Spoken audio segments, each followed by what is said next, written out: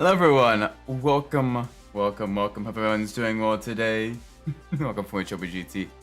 Today we are back in Enthusia Professional Racing, where we are driving the Mitsubishi Galant GTO. Absolutely gorgeous piece of machinery. Wonderful, wonderful car. It's an old one as well, but it is very nice. Let's jump right into the races. Absolutely. Oh, absolutely wonderful vehicle. Ooh, perfect. And we have a race on some Californian streets, which, fun fact, the designer of this car, Hiroaki Kamisago, actually studied at the Art Center College Design in California for vehicular design, which is why you see this, the Galant GTO is a little bit more, shall we say, Americanized in style, as they did take a lot of inspiration from a lot of the American muscle cars at the time with its double diamond styling, its Coke bottle shape, its very kind of squared off design, the cam tail as well, all very, very, kind of distinct showcases and design cues that were mainly featured on a lot of American vehicles.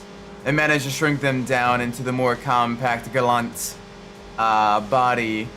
Very, very nice. This is the GTO Galant, specifically the MR Galant GTO, so even the higher performing version that was designed as an homologation special vehicle for use in GT and rally racing. Oh, and it is absolutely gorgeous with its multicolored paint job. Unfortunately, it only comes in the orange with the black stripe, but it also came in colors such as the orange, the white with the red stripe, as well as a couple other color combinations. Those are the big two, though. And it was, oh my gosh, such a gorgeous, gorgeous machine. Really kind of showcasing the stylization and design of the vehicles. Honestly, if Hot Wheels ever decides to make more like redline cars with the kind of the older style redline wheels that were featured in like the OG Hot Wheels cars back in the 60s and early 70s, this would be a vehicle that would fit that redline styling absolutely perfectly. And I feel like it would be a very, very good choice alongside things like your Datsun 100A, your old 70s Civic, you know, a lot of those vehicles from like the 60s and 70s, so like the Japanese and American concept and performance vehicles, and even some more kind of bulk standard cars. Little bit squirrely through the chicane, just a little bit. Holy moly!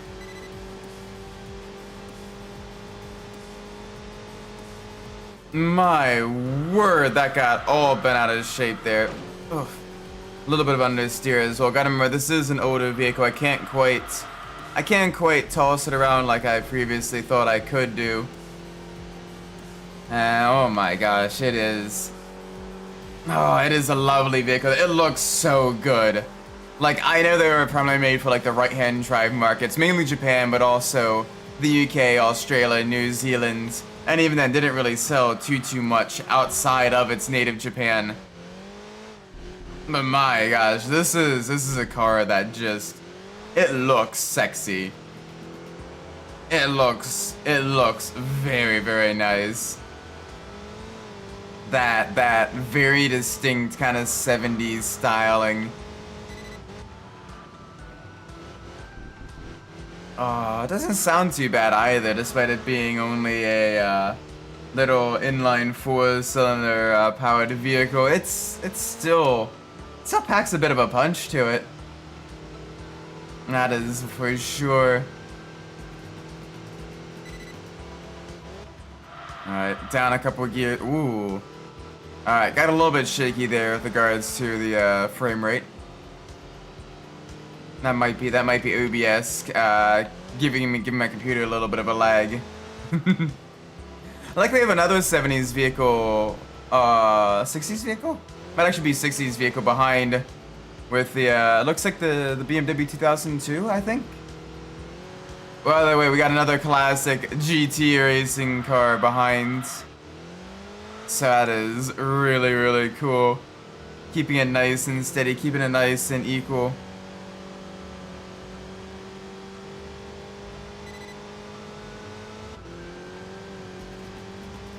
Alrighty. Oh, easy. Save it, save it, save it. Mine are off track. I will gladly take it. I will gladly take it. Nice. Alright, that was a very solid, very, very good run. Yeah, it was a 2002 Turbo. Okay. Oh, top 3 were all classic cars, actually. Very nice. Very nice. Machiavelli, welcome. Hope you're well. Oh, we get the level up. Yes, we get some more power as well with the Mitsubishi the Galant GTO. And Fonty, welcome. Everybody's coming in. Hope you're doing well. Happy Thursday. Week is almost over. Next day is the last working school day for the work week. For most countries, anyway. And oh my gosh, this is nice. I do need to adjust something real quick. Give me 1 split second. It should not take long. I just need to, I need to fix one thing. This PC. Local disk, program files. 1 second, I apologize. I do need to fix one thing. So let me get that sorted.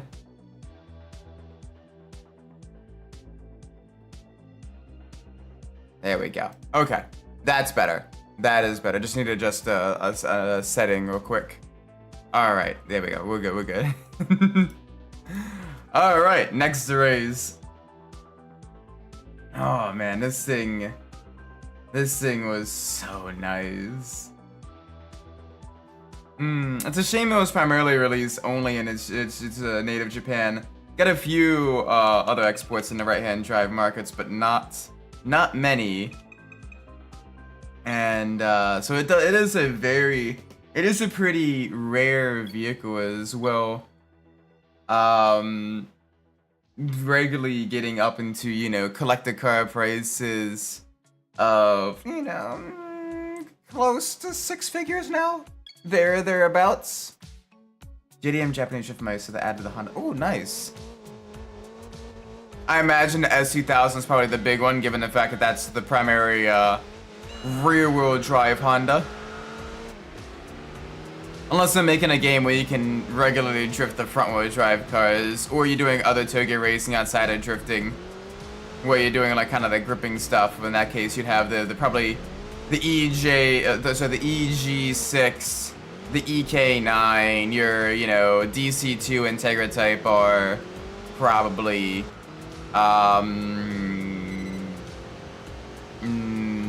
maybe the NSX. I am glad though that Honda has gotten a lot more lax with regards to the use of the vehicles in a lot of like your street racing and tuner games and everything. It used to be that you'd have to be close course only to get Honda in your game with in the mid 2000s. Like it was kind of ridiculous. Whoa, buddy. Wee bit of a dive there. Like I know third gear is a little bit of a really? Vortex of danger, please. Freaking minivan.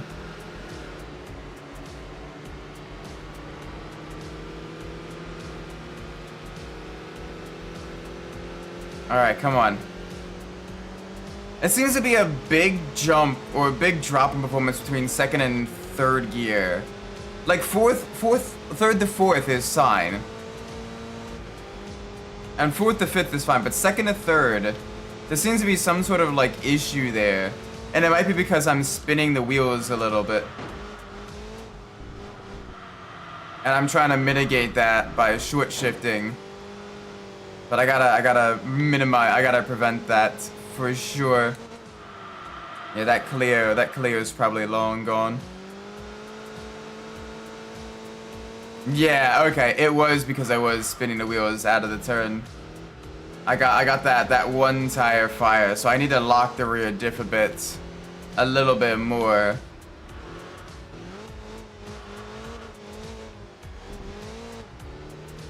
And then I probably need to adjust a few other things regards to the suspension too.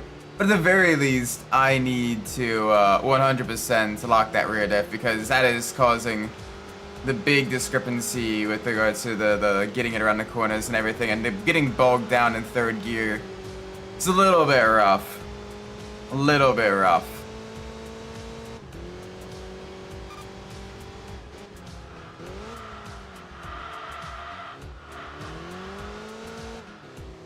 Yeah, okay. Yeah. Because it's enough where I'm getting onto the rev limiter, or getting close to the rev limiter. And my mind's going, okay, yeah, it's shift. But I don't want to actually do that because I am just... You're gonna bog the vehicle down. I was wondering what was going on there. Yeah, it was because of the slides.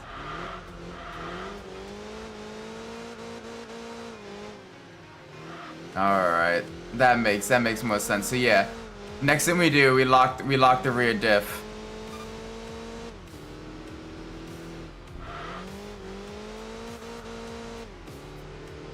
Oh, that's gotta be difficult. Actually getting the right shift point from second to third coming out of a lot of these mid-speed corners.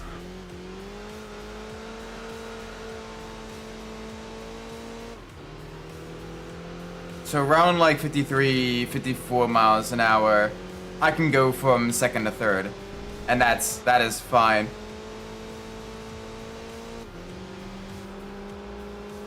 Oh yeah, you can definitely hear it's a little bit more aggressive exhaust note as well with the engine upgrades. Very, very nice. Alright, I want to get this thing. Ooh, very rough through the corner there.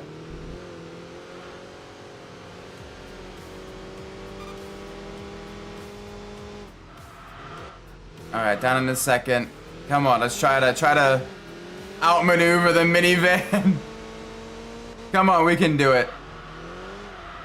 We can do it, chat.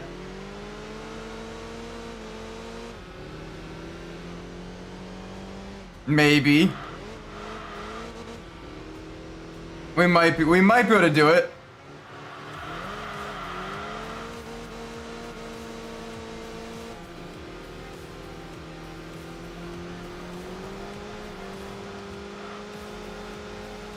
Come on. Whoa, alright. A little spicy there. Yeah, I need to lock up that rear differential. That's gonna cause so much issues later on in the future. I can already see it now. Still, third place is solid. Third place is definitely very, very good. So I will gladly take that.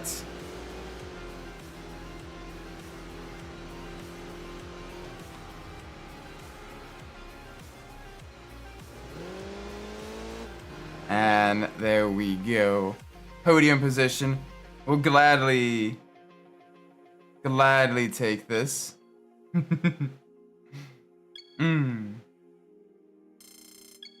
Yeah, not enough for upgrades. Had a little bit of issues with the other vehicle causing some troubles, but I'll gladly take this. And our ranking's improving, which is good. Our ranking is definitely getting a lot better. Very useful. Very nice. Alrighty. Next race. Let's see. Oh, right. Duh. Isaac, what are you doing? You literally said you wanted to change the settings in the vehicle. So let's do that. Yeah, give it a little bit more lock in the rear.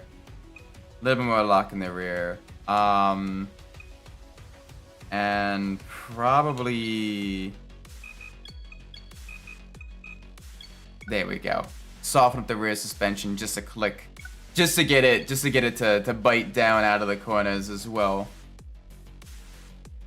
And I think that'll do us well. That'll do us very well. Alright, let's see the options here. Alright, Demio, Beetle. Ooh. Got a classic Z as well. That'll be a good rival. The Sprinter Treno and then the Alpha 147. That'll be some good stuff.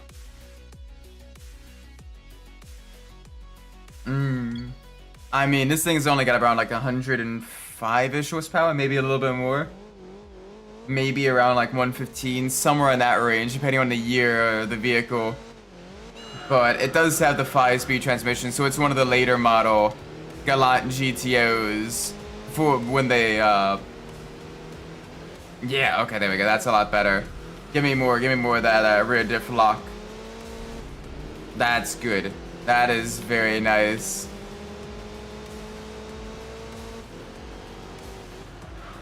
Alright, nice and smooth through the corners. That Beetle's actually got some decent power through there. So that'll be an interesting one.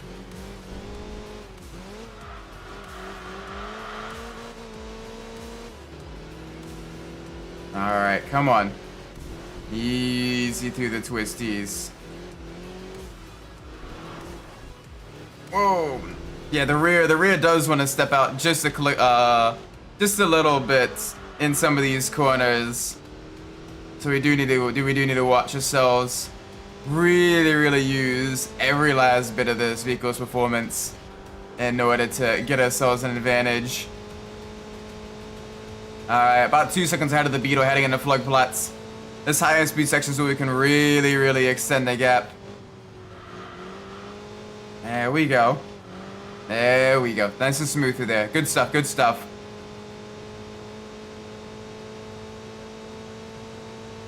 Alright, absolutely sending it. 5th gear. This thing will probably top at around like a 130, I imagine. 135 maybe. Probably not much higher than that. Which is pretty solid for a 70s GT car. That wasn't like a crazy high-end, high-power vehicle like your, you know, Ferraris and Lamborghinis and stuff like that at the time. Like this is very solid performance for a Japanese GT car. A little inline Ford definitely has the grunt to really push past the boxier design and really pull it into a very nice, very comfortable pace. Oh gosh. Nice and steady, nice and steady. Gotta be a little bit careful on the brakes and everything. Don't want to upset the car's weight transfer too much, as that will make the booty come around. Oh, this looks so nice. Like this is probably one of the best looking Japanese cars of the 70s. And it had some pretty stiff competition. You had a lot of the Nissan Zs of the time period that looked really good. You had the Ken Mary Skyline, you know, you had the Celicas of the 70s as well. But the Galant GTO was just such a nice looking car. Hey, what's up? Welcome, Memes JDM lover. Hope you're doing well. We're driving some Japanese classics right now. We're in the Galant GTO, in the that burnt orange with the black accents, and oh my gosh, it looks nice. It hits different. This is a vehicle that's just very nice. All right, we do have the Alpha, the modern Alpha, the 147 right behind us though. That hot hatch is gonna be ooh.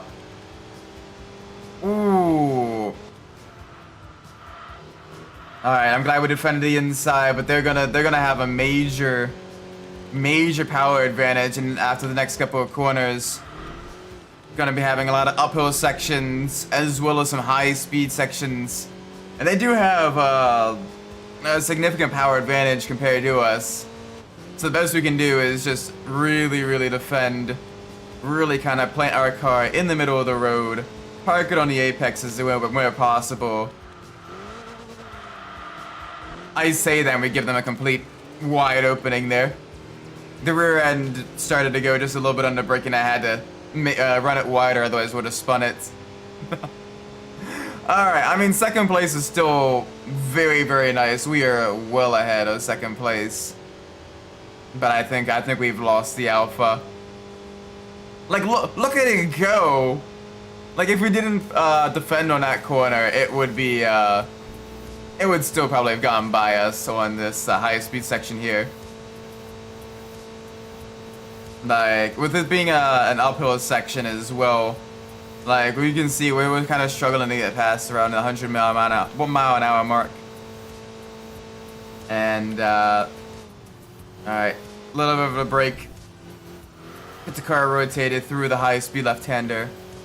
And we're going to be entering the third sector of the Nordschleife. You have the 2 hairpins, including the carousel, as well as a lot of mid and high-speed corners that kind of get that massive amount of elevation change, up and downhill sections, YouTube corner, some really very tricky sections, especially if you've already been, you know, on an absolute push lap.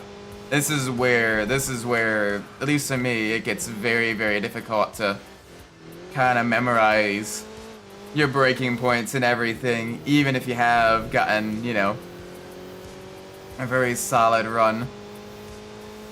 Welcome, JB. My laptop bit me again. Oh no, big rip there. Might be worth, if you're having it like on your legs and everything like that, might be worth getting like one of those like table things that you can put your laptop on, that you can put your legs under and stuff. Or if you can, you know someone that's decent enough with the woodwork, see if they can't build you something like that. That way, at worst, you may, you know, you'll only heat up the wood and not your legs. You don't flame broil human legs and everything. You don't singe your leg hair off and all that stuff. It's hard for me to get like $2.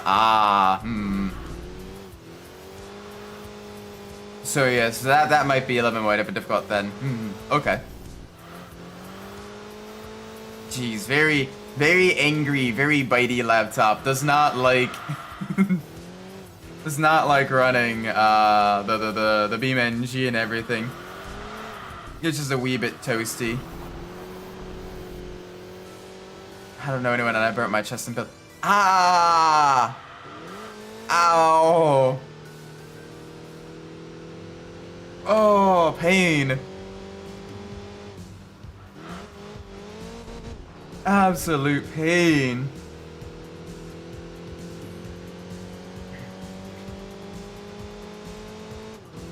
$32 megabyte of VRAM does that. Plus, also, I don't think your PC has a dedicated graphics card, and you're trying to run fairly GPU intensive games off of the CPU as well, which is a little bit crazy. You wanna know how I got these scars, Batman? Well, there's no laws against a Pokemon, Batman.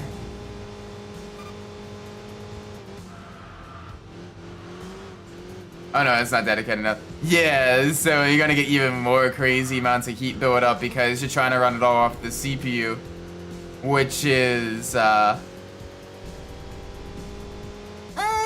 gonna get it some spice, a little bit spicy.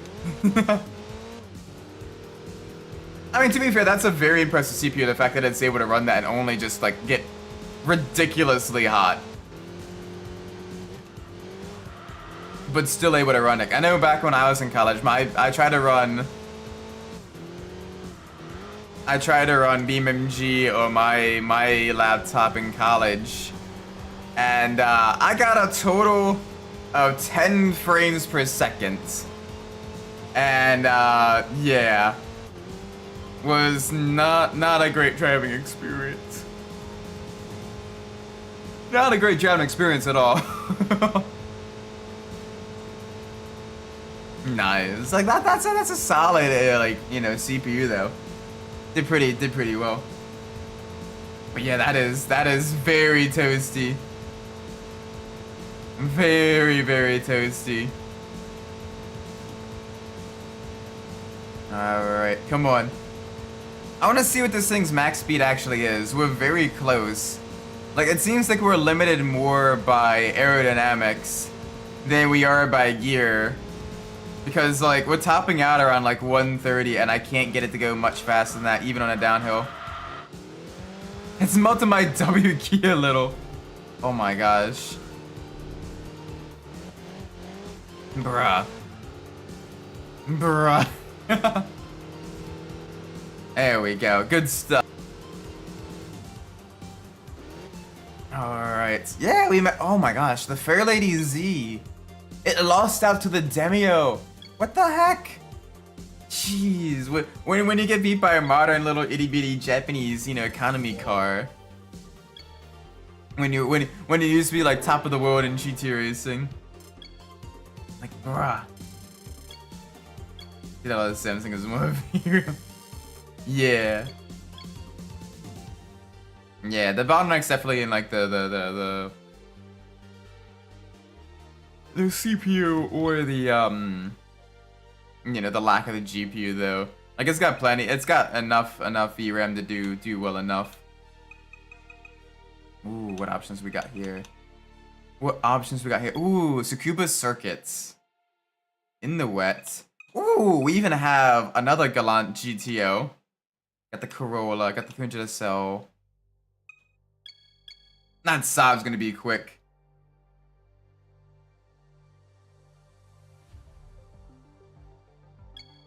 Also finally got the 190Z and GT at the waiting year and have to show up in dealerships. Yeah, the FOMO! The FOMO on that is the reason why I stopped playing GTA Online. Because basically, buy these cars brand new.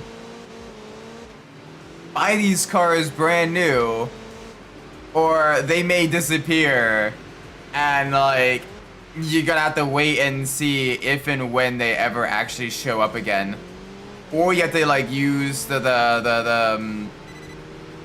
car show in order to buy one off of someone else, which like, bruh, really? One that doesn't work if you're trying to get a weaponized vehicle. That got removed. So anything from like Warsaw Cash and Carry or like all that stuff ain't possible. And then two, you got to deal with whatever gaudy customization someone may have put on theirs, and then re-customize it to your own liking. Yeah, they added the Cosworth. Although the HSW Mercedes is very, very nice. Not quite as fast as like the HSW Turismo and like some of those other like sports classics cars, but it is still like a gorgeous machine. Although some of those spoiler options they added for that look pretty tacky, shall we say. It's one of those vehicles where less is more, and I definitely wish that there were the spoilers didn't add traction in GTA, as I like the clean look of it. Stock or mostly stock. Because even with the rally wheel in the rear, it looks like kinda Yeah, the Mercedes is better. That's the better handling. The Turismo is a little bit better top speed. I personally prefer the Turismo though of the bunch, just because I can handle the Turismo pretty well, and I do like that extra straight line speed. I mean, around the same, yeah. I don't know. Of the two, I still prefer the Turismo. But yeah. Oh, come on. I gotta maintain the grip. The car is a little bit rough in the wet. It does have those older 70s style tires, and we'll wheels, the bias ply stuff potentially. They may have radios actually, but it's like, you know, again, the 70s style radios. Tires are much narrower. The compound is definitely not nearly as grippy as modern tires. Very, very sketchy. Oh, come on. I gotta be very careful. Yeah, Turismo is cheaper. Plus also, I mean, it's an F40. Like, who doesn't like an F40? Like, that is just such a gorgeous car. And it looks great in GTA 5 as well. Like, that is a vehicle that I definitely hope makes a return in GTA 6. And the OG Fudo finally got the drift tuning. Yeah. And it makes sense if you have the Fudo GTX. You know, that's able to get the drift spec stuff. Then you should be able to do that with the regular Fudo as well. Yeah, like the Gullwing looks great. The Turismo looks great. I think the Turismo has more tasteful customization that allows you to turn it into like the F40 LM and that type of stuff. Whereas the Gullwing, the Sterling GT is like, it looks good stock, but like a lot of the customization options for it look very tacky.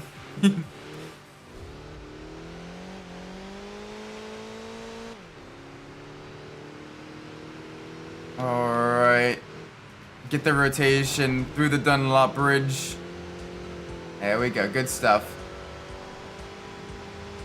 Just as out of the Gullwing being an order DLC vehicle. Yeah, like I hope in GTA 6, if they do add more of like the older vehicles back in, that they get a refresh in terms of customization options.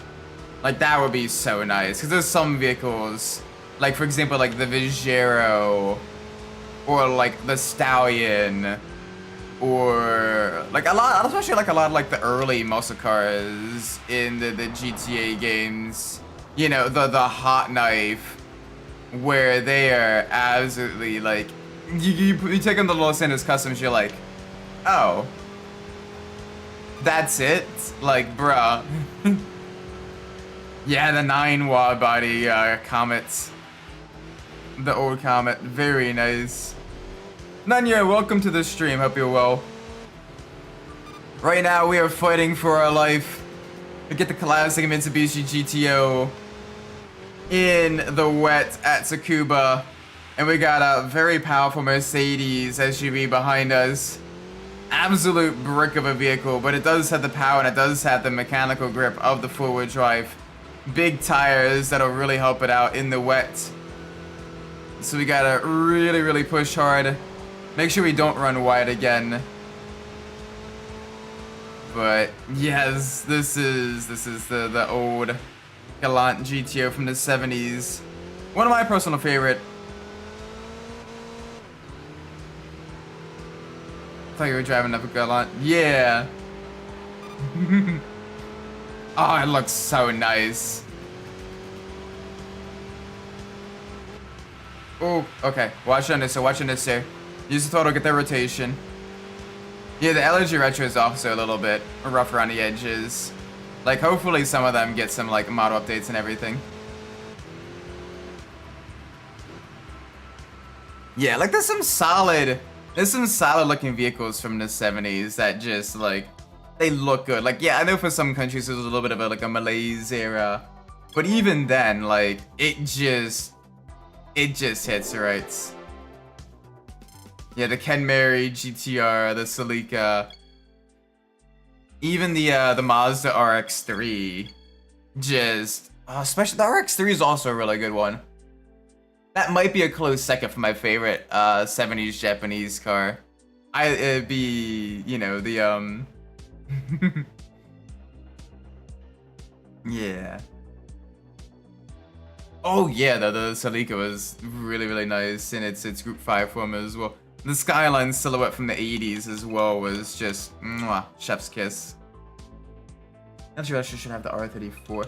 I mean, I'm okay with it looking like an R32. It should just be less less janky than the what it currently is. Ooh, that might be a bit spicy for us. This one's a lot more feasible, I think. Yeah, that one's a lot more feasible.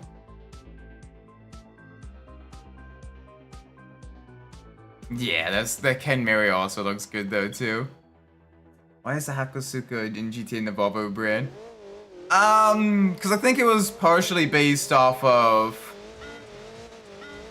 I forget what Volvo it was, but it was partially, like, it was mostly based off of like the Hakosuka GTR, but it did have some bits of Volvo in it as well, I think. But I mean, like, there's a lot of irregularities with regards to the vehicle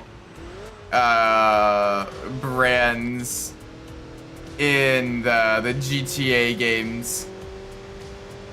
Like, the Mazda's under the Nissan brand.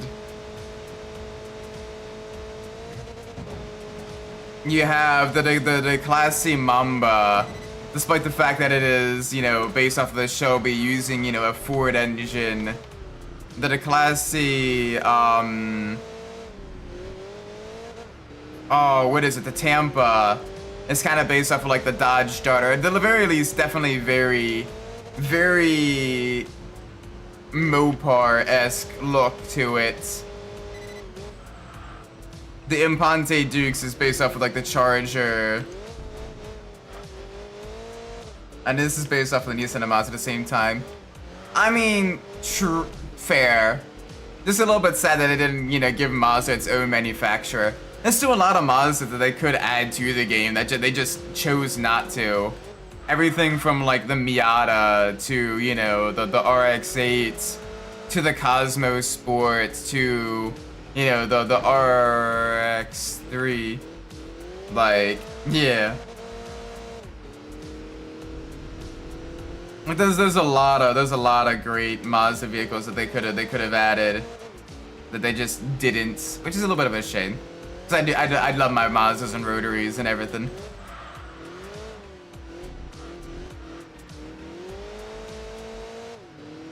Yeah.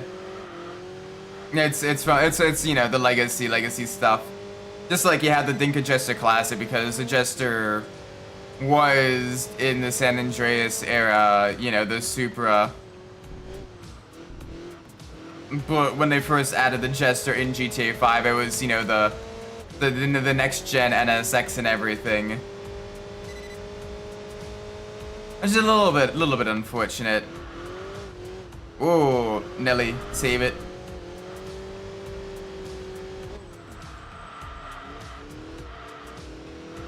But I mean, it's kind of like that across the, I mean, kind of across the board and everything.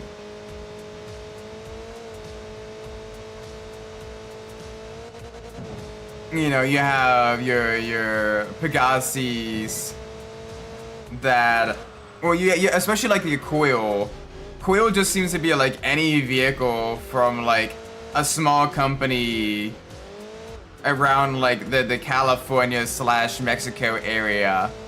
You know, the Vul 05, Vul? How do you pronounce that? 05 is, you know, a Coil.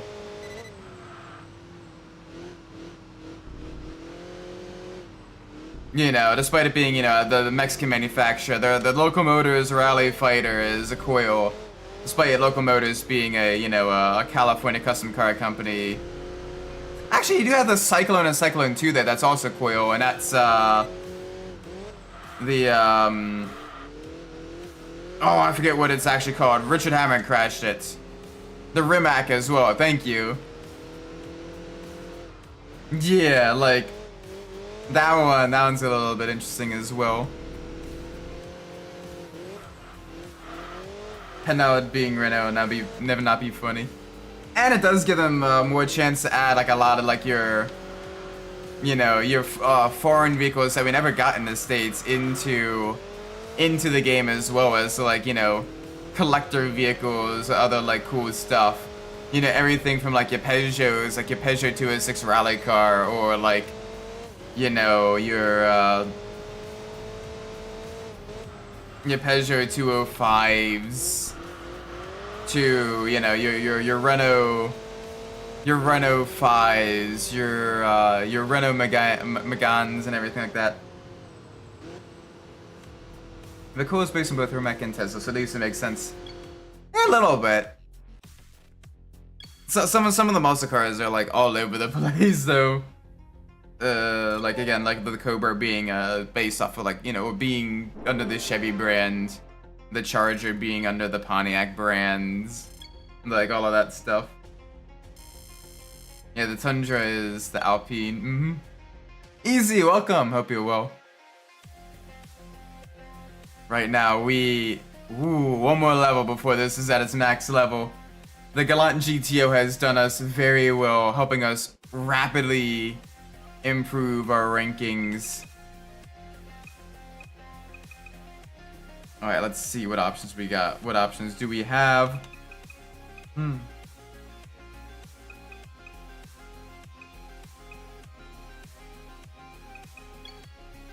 I got the Japanese car limited race here. Ooh, we do have...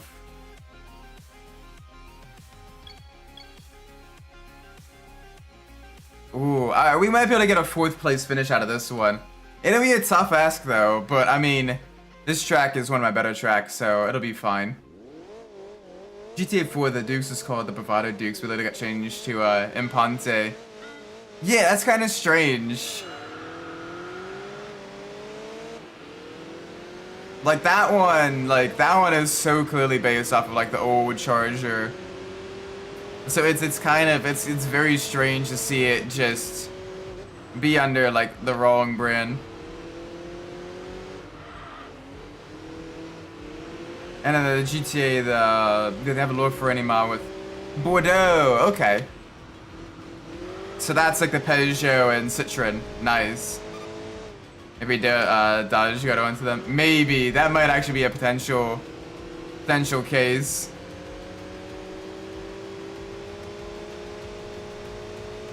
Also, what's really fun, a fun kind of GTA / automotive fact in general. In Better Call Saul, I believe it's the episode Bagman, or it's at least the episode where the twins go to get the money to bail Lalo out of prison. Where they go to the automotive shop, you can see the West Coast Customs Bravado Banshee there. Despite the fact that the Better Call Saul takes place in the mid or late 2000s, and the West Coast Customs Bravado Banshee wasn't actually created until like 2013, 2014. So a little bit of anachronism right there. That makes it kind of funny. But yes, it does show up. You also got Stephen Ogg in one of the episodes as well, playing one of the mercenaries that Price hires. Finally, Dobius 3, you have received a sock. Congratulations. Hopefully it is a unused sock. Welcome to the stream, Adachi. Hope you're doing well.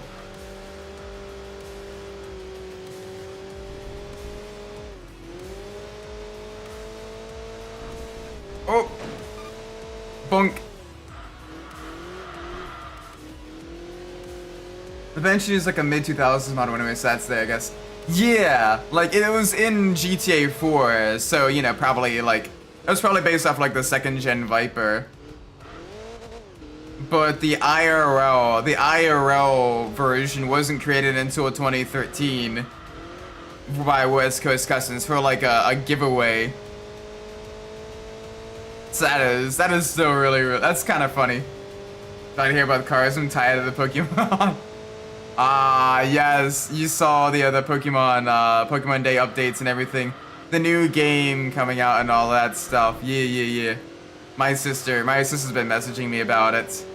She's a little bit disappointed that Cyndaquil is not one of the starters, and instead it's Tepig. but they have the other two Johto starters. Like, damn. Rip Cyndaquil. Alright. 5 servers are talking about it. Oh no.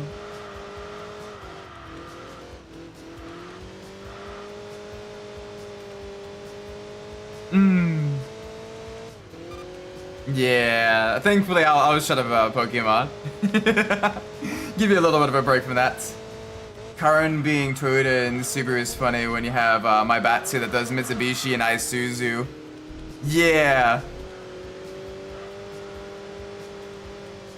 Like, an Evo, a Mitsubishi Evo would have been nice.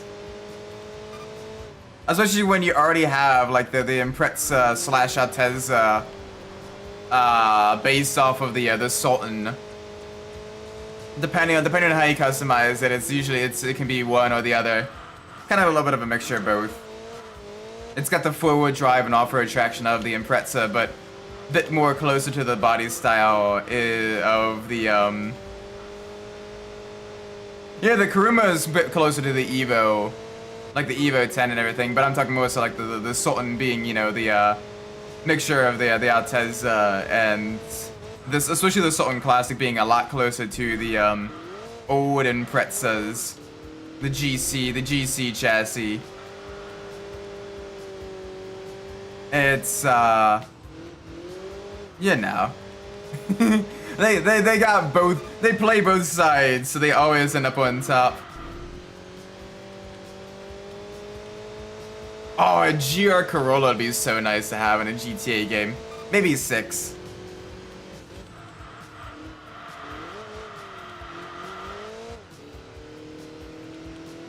Yeah, it's got zero off-road traction loss. I mean, the regular Sultan also has a very low off-road traction loss. The only Sultan that actually has a fairly regular off-road traction loss is the Sultan RS Custom.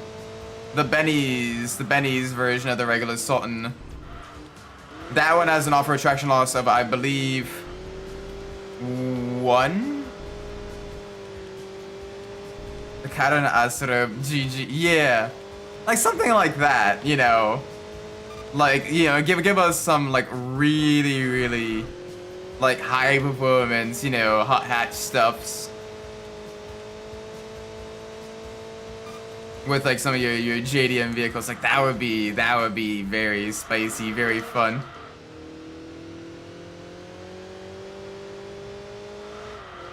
Give us something to compete with, like the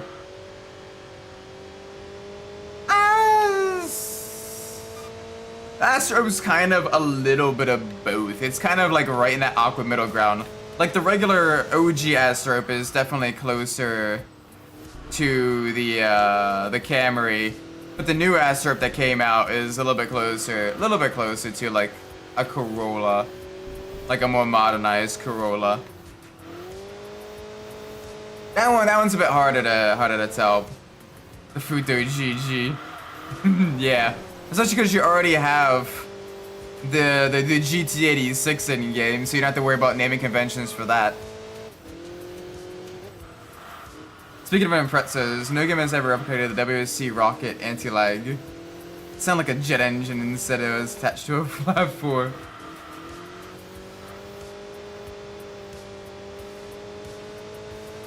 Yeah. The Astrope GZ is the XRS. Yee. Nice, you managed to hold off the Supra. The lighter weight nature of the Galant really helped us out there. Oh man, this is such a nice car though.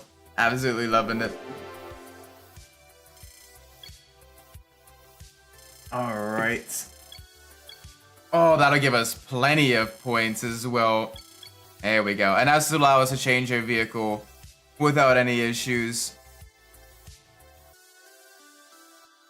Alright, let's change our vehicle.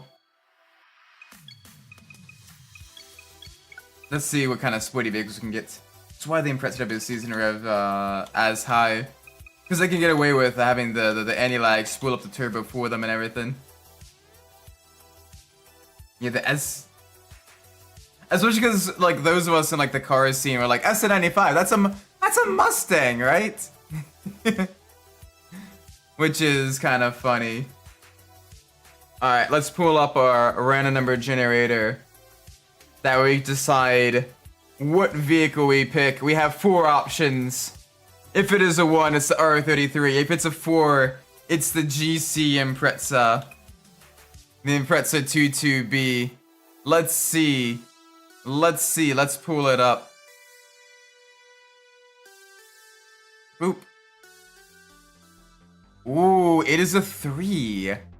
That is the Supra. Yes. Oh my gosh. 3-liter inline 6. Very, oh, it's a little bit chunky, but it'll still be nice. S95 is the same gen as the Dominator Asp. Yeah. Ooh, it looks good in blue. I like it in blue. Looks good in white too. I don't like the Supra in yellow though. Either red, blue, or white. Probably blue. Blue's classy. Yeah. If I was like, all right, that's impressive stuff.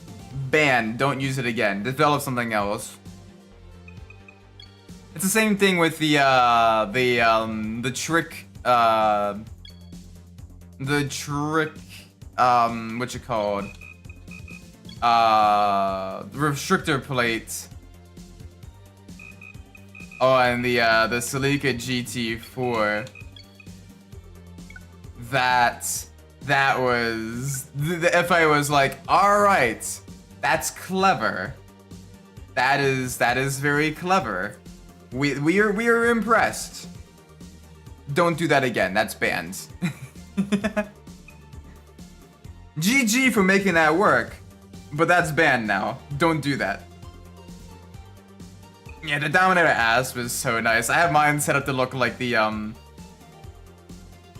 Cobra R, the Mustang Cobra R. So nice with the big rear spoiler and everything. I even try to get like a similar 5-spoke wheels, and oh, it looks so nice. Sounds pretty good too for a GTA car. Super in GTA is so janky that the drift tuning breaks and it makes it like before it was released. Yeah.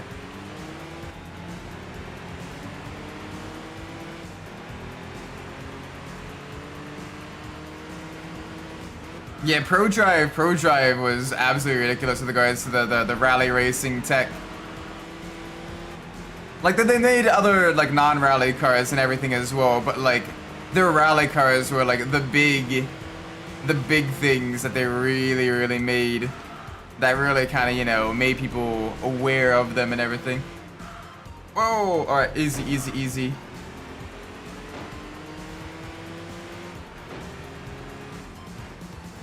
Dominator FX is the fastest non-HSW muscle.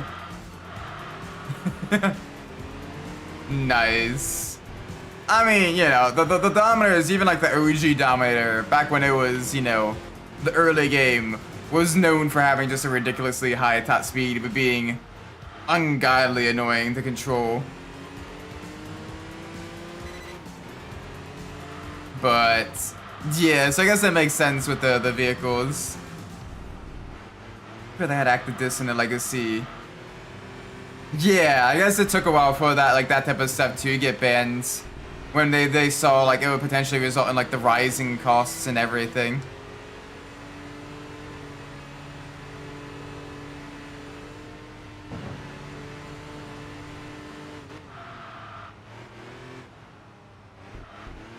Yeah, but oh, like fastest lap time, or what do you mean by that?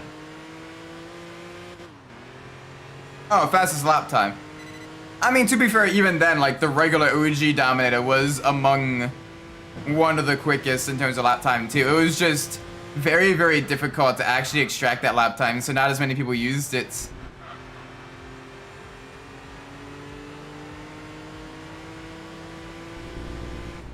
Oh, the Supra. You can already feel the difference in terms of, like, the handling from, like, the older vehicles to the more modern stuff. What the difference more modern tires will do. More modern suspension. Oh my gosh. The grip.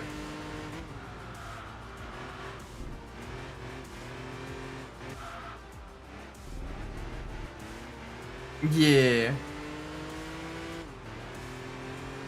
So it's got some crazy good performance. That's nice. I mean, it's probably like a heavily modified Fox body then, given the prevalence of the Fox bodies being used in everything from drag racing to autocross and all that stuff. So that may actually make sense.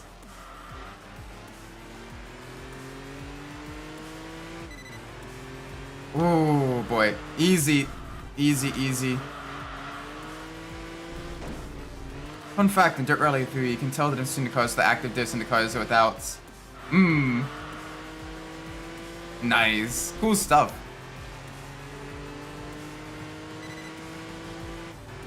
Alright, come on. Gotta be nice and gentle with it. Gotta be careful with the Supra. It does have the traction control, which is very useful. Because it does have quite a bit of torque. And quite a bit of power.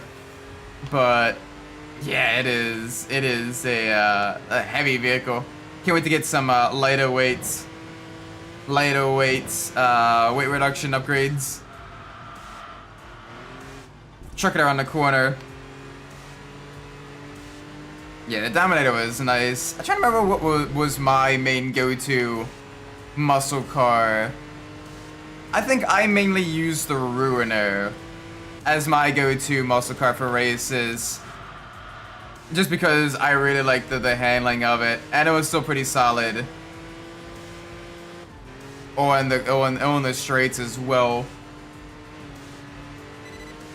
The Ruiner is definitely my main go-to muscle car, I think. So I was driving a Supra. What's my favorite Supra liveries? Ooh. I mean, the Castrol Supra, definitely up there. That's probably my overall favorite. Just because when you think Supra race car, right? Like that is the livery like you immediately go to 9 times out of 10. Like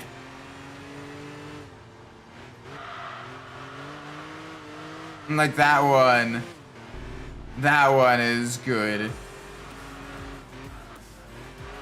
I also really like the yellow hat Supra that was in like the later part of like the kind of 2000s-ish era. Like at the end of the Supra's life, that had also the Genki sponsorships. That was really good.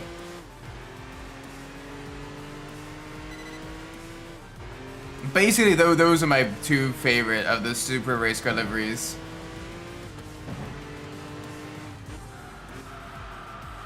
Yeah, the Ruiner 2000 is also quite nice. I mean, it's a bit of a mix between the Camaro and the Firebird. The rear lights are definitely closer to Firebird for sure. Front lights, at least on a non-2000, is definitely closer to like your 3rd gen Camaro. But I mean, both of them are literally built on the same chassis. And, you know, it's good to give Impanti some muscle cars and everything. There we go. First upgrades. There we go. Lighten it up because it's a little bit of a chunky car. It is a little bit heavier. Yeah, it's just got the Knight Rider design and everything, which is also, you know, the Firebird as well. Ooh, high speed battle. We may actually have a shot on this one because of the Supra's power. Let's do it.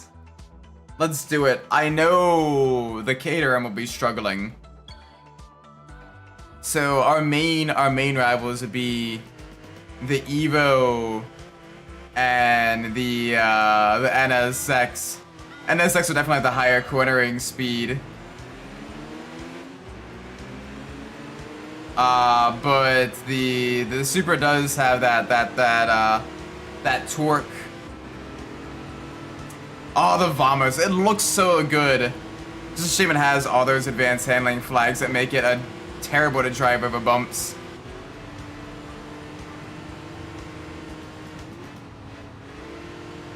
But I like the fact you can almost make a one-to-one replica of the Yenko, the Yenko Nova with the Vamos, which is really, really cool.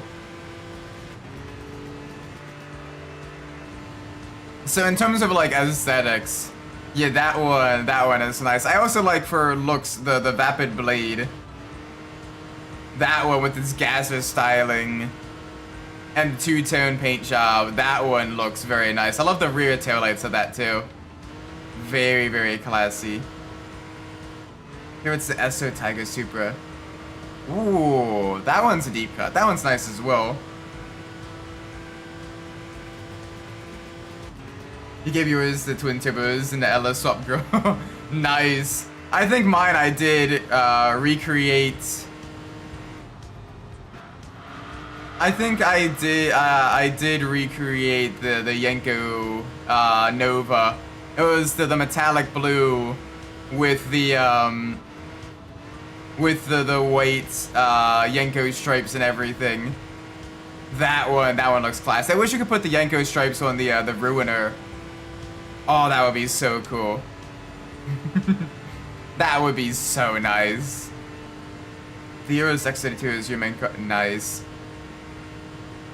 What was my main go-to vehicle back when I still played GTA? I think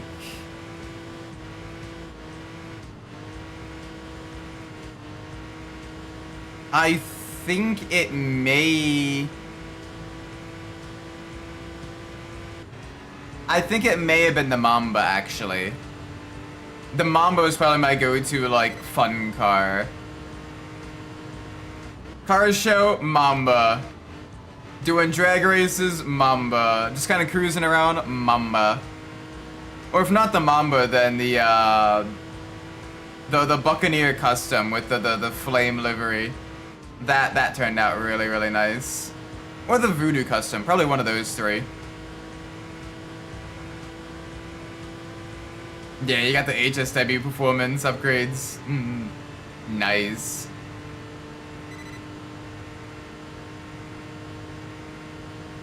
Oh my gosh, the Supra is actually really, really good on the oval. Like, I was expecting NSX to keep pace with us, but no, like we are absolutely gapping the NSX right now. I was expecting a little bit closer of a battle. I mean, easy upgrades. I'm not gonna look a gift horse in the mouth. And I will gladly have, you know, the performance of the 2JZ carrying us to victory.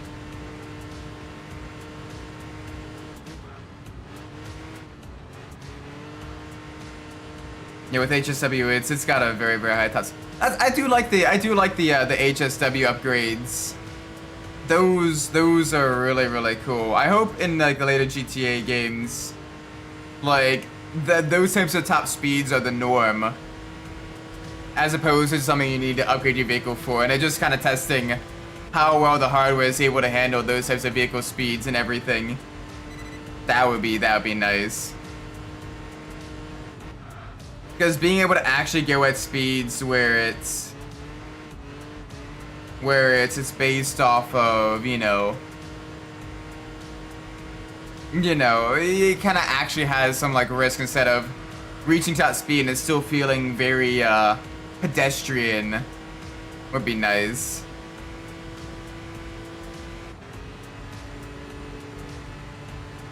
Man, I remember when India wants to golf in Japan. Yeah, they raced at the Twin Ring Motegi as well, but part of the economy collapsing in 2007, 2008, as well as the earthquake damage that kind of destroyed the foundation of the actual track. really hurt their chances. They did try to run the road course like 1 or 2 times, but after that they just couldn't justify the trip over to Japan. Which is a bit of a shame because, like, you know, with Honda being like one of the main engine suppliers, like that would have been, you know, really cool to see. Plus nowadays with Super Formula being like the big open wheel racing in Japan now, it'd be difficult for Indy to kind of break into the market, I'd imagine. Given the fact that the Super Formulas are probably about as quick or maybe a bit quicker than the Indy cars. Yeah, had it become international, that would have been super cool. At the very least, like we should have. At the very least, like what I'd love to do is run at like the courses that F1 no longer races at and everything. Like for example, like we can do like an entire European leg on like tracks that could definitely host F1, but F1 no longer races there anymore. Like you could run it at, for example, you go Portimao, then you know, Barcelona, then you could run at Circuit Paul Ricard, then you could go long haul to like Mugello or something like that, and then finally end off your European leg at the in Turkey with the Istanbul Park. Especially considering Istanbul Park doesn't really have many international or even like national level races. Like that one would sell like hotcakes, I'd imagine. Being, you know, like one of the bigger F1 tracks, having the space and resources for it, and, you know, being considerably cheaper than F1 as well. You could probably double the price. Sorry about that. I misclicked on my keyboard. I misclicked on my keyboard. There we go. And like that would do really well. And like most of them aren't super far away. Far enough to be different markets, but still close enough. And along like the Mediterranean as well. You could probably run them in the fall and still have good weather and all that stuff without any issues. Yeah, it might be hard to break in the Japanese market in general, just not being Japanese. But like doing like a European leg, I think they'd have a very solid shot about getting some good international marketing and everything. Yeah, they're newer because the chassis are newer. They have, you know, the incredibly high turbo boost pressures. You got, you know, much more advanced aerodynamics and everything as well. But they are a bit lower on top speed because they are only inline 4-cylinder engines. So while they're making some solid power, they got lots of drag as well. Like they're around like a Formula 2 pace. They're about, depending on the track. Not even Europeans now. They're cracking down on all the foreigners. I mean, it'd be worth a shot at least. Like as a hypothetical, it is feasible. Politics and economics aside, like it'd be, yeah. Dipping wheel on track, nice. Yeah, open wheelers in the GTA 5 are pretty slow in terms of like their, like they got solid lap time, but they got like no top speed whatsoever.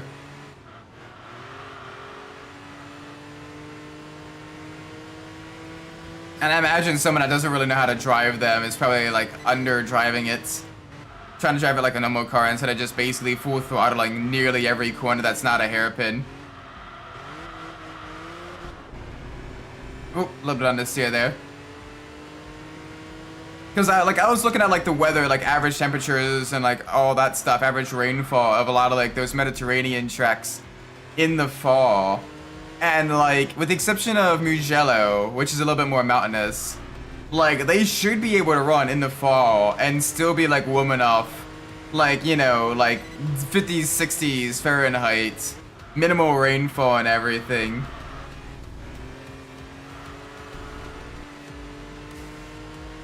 And like it would be feasible. Like you could definitely run them in those temperatures without any issues with the tires being too cold or all that stuff.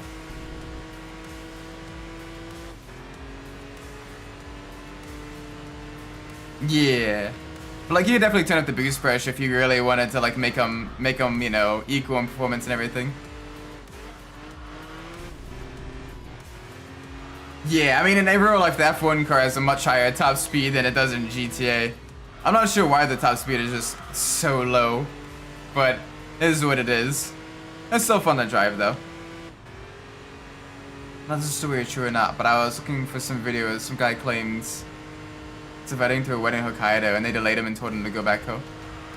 I mean, it wouldn't fully surprise me, especially if it was during a time period where like a lot of like foreign streamers are causing a lot of issues for other foreigners in Japan. But I don't know. Trust but verify. I hope that he has records for that for sure. Yeah, both the Laras.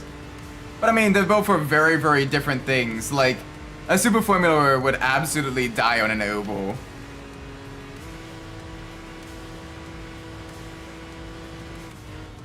Like, it would absolutely... Like, it wouldn't even be safe, and two, they produce so much dirty air on the oval that, like, it wouldn't be good racing. Whereas the IndyCar is kind of designed to be, you know, on like some of the most varied amount of tracks. Everything from high speed super speedways like Indy to short ovals, you know, and mid speed ovals, so like Phoenix or, you know, the Gateway, to, you know, city street circuits like Long Beach and Detroit. And St. Petersburg, to, you know, road circuits like, you know, Barber Motorsports Park, Sonoma, Laguna Seca, all that stuff. So it's kind of designed to be. It kind of had to be, you know, a bit more developed for like the wider variety of tracks. Whereas the Super Formula, they're only racing like grade 1 and grade 2, you know, fairly modernized Japanese race courses. Oh, don't remind me of those aero kits. The late 2010s aero kits before they went to the cleaner IR18 cars looked ugly as hell. They were just sticking wings on top of wings on top of wings. Just trying to get a one-up on the downforce over the competitors, and the cars looked ugly as hell. Like, oh, such ugly design. I didn't like that era of IndyCar. When I switched to the IR18 aero kit, that was so much better. F1's a bit different though. It was a little bit more elegant, for sure. It was definitely more elegant in the F1 cars than what they were doing with the Indy cars. But yeah, the even F1 cars were definitely very dirty air, very ridiculous amounts of air and all that stuff. But it looked a little bit better than the Indy cars did. It didn't look nearly as tacked on. Yeah. Being able to drive those cars on ovals has probably changed a lot of the design parameters for sure.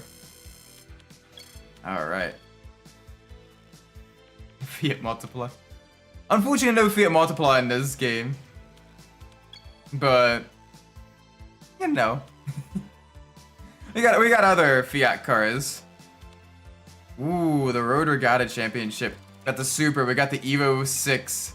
Evo 3, the Mustang, RX-8, and the SL500. So mostly Japanese cars with one American and one German car. On the streets of Venice. Ooh, this'll be interesting.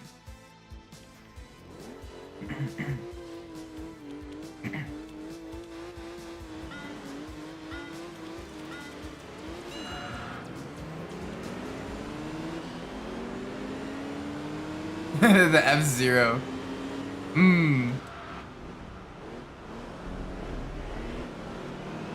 Yee. May have to wait a little while for that one. Fiat Multipla F1 car. I mean, they have made a four-wheel drive hill climb car based off of the Fiat Multipla. But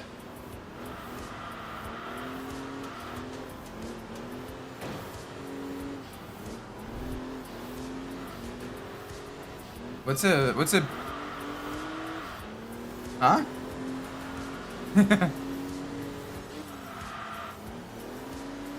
Like some put all the racing cars together, or almost kind of like the X 2010 or whatever, the crazy Red Bull thing. Yeah, basically kind of like a super hypothetical, but like still kind of within like the realm of possibility-ish.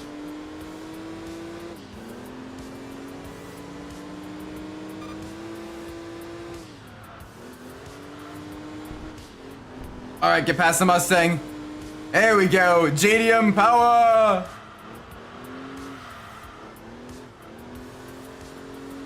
Oh yeah, like a lemon or a beta car. Yeah, you can buy some for fairly cheap, but they're gonna be in really rough shape, absolutely rusted to hell. And it is gonna be, you know. Yeah, like for example, in the Lemons race, 24 Hours of Lemons, like there's a budget requirement, like a maximum purchase price for those vehicles that you can spend on them. So a lot of times they're running like, you know, junkyard cars that still barely work, that they manage to get running and everything, and they got to do an endurance race for 24 hours. Okay, so like the later Red Bull X Series cars, like the X 2014 and X 2019, yeah, those ones don't use the those ones only use the Venturi tunnel. They don't have the fan car stuff, so they're a little bit slower. Honestly, the X 2019 is pretty fun to drive with its big V12. But yeah, the Lemons 24. Yeah, it's basically like you'll see like, you know, C4 vets that have been stripped out and are all rusted to hell and barely, you know, holding together, racing against like your old like Civics or like, you know, like your Gen 1 Miatas that had like, you know, have like some major fender damage or something. So yeah.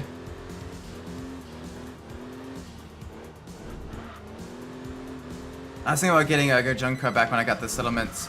Ah. Yeah, finding one that'd be actually like street legal is gonna be a little bit more difficult. That'd be very difficult.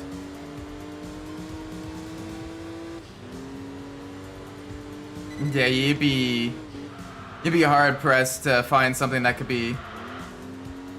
Yeah, safety equipment isn't included in the fact of the price. But like any upgrades, any non-safety, you know, repairs, the original base price of the vehicle, that is all included. But roll cage, fire suppression, racing seats,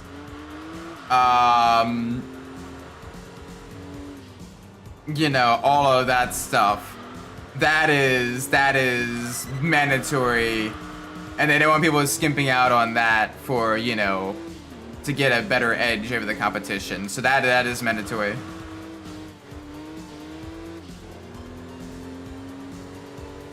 Yeah, like you could probably get a solid scooter for like that much, even here in Maryland. Even some of like cheaper, like economy cars, I'm seeing around like the 5 to 8 grand range.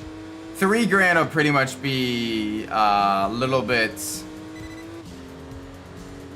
like that'll be kind of like on like the very limits of may or may not pass inspection, maybe salvage title, you know, that type of stuff.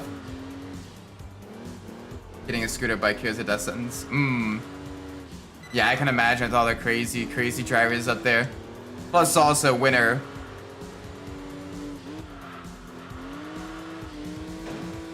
Like, I'd never take a scooter or a bike on the highway. I'd only use it for like around town driving and everything.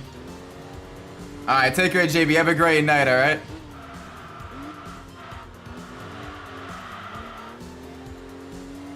But yeah, no, it'd be interesting. Honestly, one thing I'd love to do is I'd love to find an old like Vespa.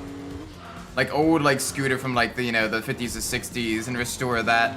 This is kind of like a fun, like, you know, around town cruising, you know, vehicle and everything. Like, that'd be really cool. That's what this since really legalized, we people lost their minds. Yeah. Like, I got no problem with the devil's lettuce and all that stuff. It ain't for me. I don't want to do the smoky puff or whatever. But like, I don't necessarily care if other people do. Just, you know, don't drive while under the influence of that, please. You're gonna, even if there's no long-term like negative effects, which I mean, you're still inhaling smoke. I doubt that. Like, your reaction time and your situational awareness is absolutely shot. Like, you are not gonna be able to react to, you know, changing conditions fast enough in order to be safe to drive. Like, you got home, you're not driving, you're not doing anything after a long day or whatever, you wanna smoke a bowl or whatever, you do you. I am not gonna tell you, you know, not to or whatever.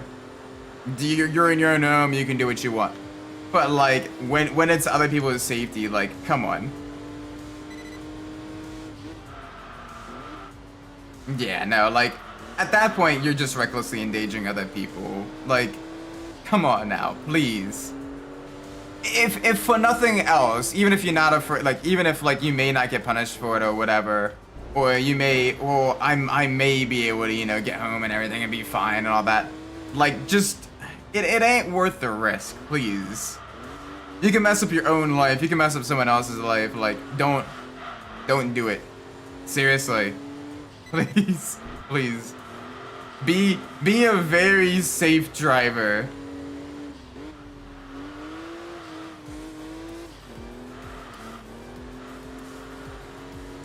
You're driving a multi-thousand-pound, you know, death machine at speeds faster than humans were kind of designed to go around. You know, like, treat it with the respect that it deserves. Like, don't get me wrong, cars are fun. I love driving. I love, you know, even like on track or like autocross stuff and everything. You know, high performance driving and all that stuff. Like, don't do it in a way that like you're gonna actively like increase the percentage of risk massively to other people. Please. Or to yourself. Safety is a feature and a feature don't exist. Yeah. I mean, I guess in that aspect, the safety feature is a brain. And no amount of engineers can probably install a brain in some of these people.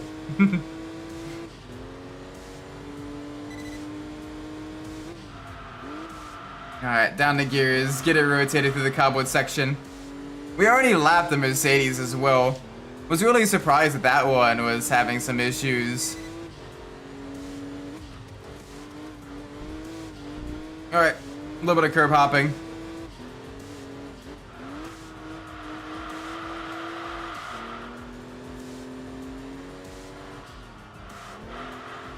Alright, come on. Oh, Nelly. Little bit of wheel spin out of the corner. Yeah, I'm getting a little bit of a one tire fire on the inside wheels. Absolutely pushing this to the limits through the turns. But we're doing well, I think. Uh-oh.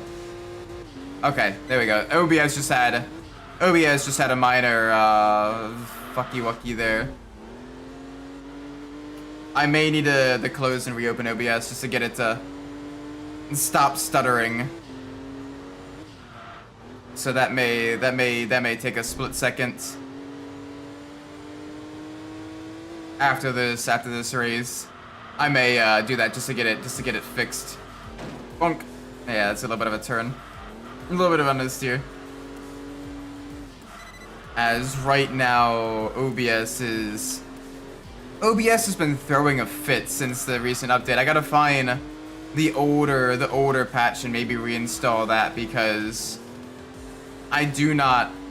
It automatically updated one night and it's been a little bit of a bear since. So I want to make sure we actually get this fixed. So give me 1 second. I'm gonna close OBS.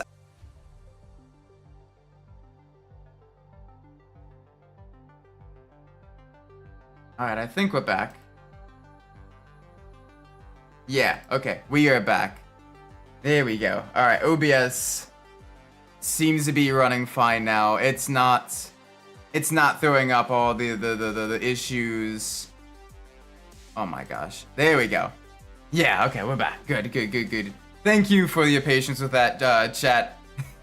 OBS is one of those things where, like, if OBS has been running for too long, it decides it wants to throw a fit, and I'm not entirely sure why. So I gotta make sure, like, right before the stream starts, I gotta close out OBS and everything, and then restart it back up once I'm yeah.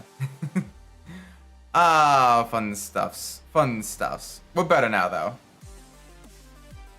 Oh yeah, I'm getting less drop frames, I'm getting less issues there. Good stuff, good things. Ooh, alright. The Bugatti would be a little bit challenging. To the Japanese car race, that'll be a pretty fun one. We got some Evos, we got an RX-7. Yeah, nice. Very nice stuff. Alright, let's do this.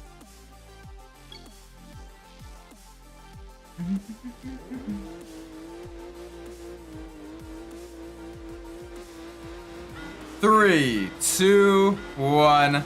Alright, let's roll. Oh, the turbo sounds as well. A little more subtle than something like the Impreza was. But still very, very nice. And the exhaust note of that inline 6 is genuinely gorgeous. Alright, let's send it 7 laps around Autumn Hill. There we go. Good things. Good yard, good stuff.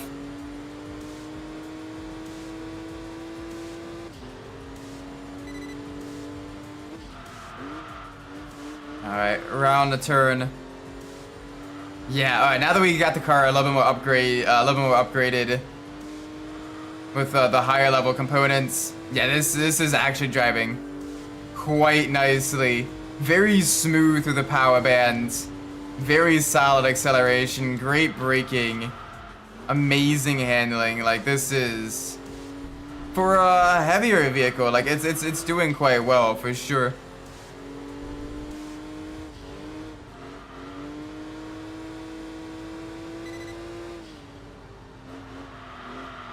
Alright, gotta be nice and gentle through the chicane though. The heavier vehicle still does not like the chicane. But every other part, it's smooth and it's got the grip to work itself around. Just trying to get it to kind of chuck itself into the chicane. That part gets a little bit more bent out of shape. Alright, there we go. Sub-minute lap times, easy peasy. We'll probably get it a little bit quicker than the 46s. We may be able to get into the 45s, but I need to absolutely send it Nice and smooth around the corners. Back to the left. A little bit of an off-road excursion. Just dip a wheel off into the grass there.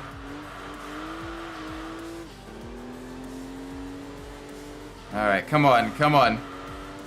We got this. Alright, let's send it. Alright, a little bit quicker. We still have a half second to gain though.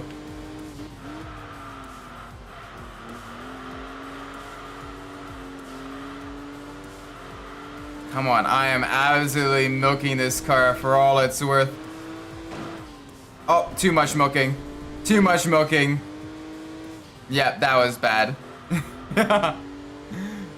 we may have milked too much.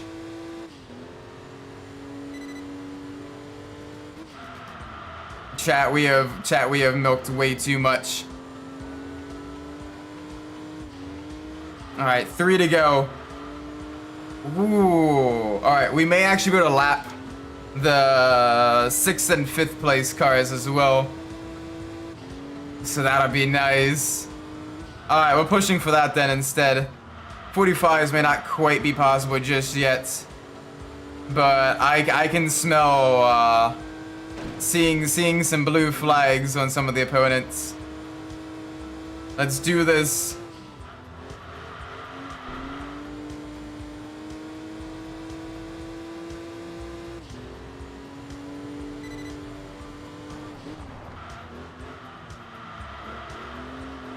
Oh boy, come on.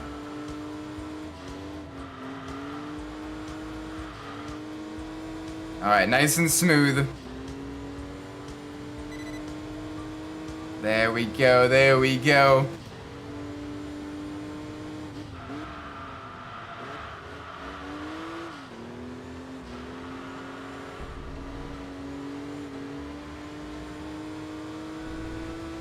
Oh, alright, that's the S14.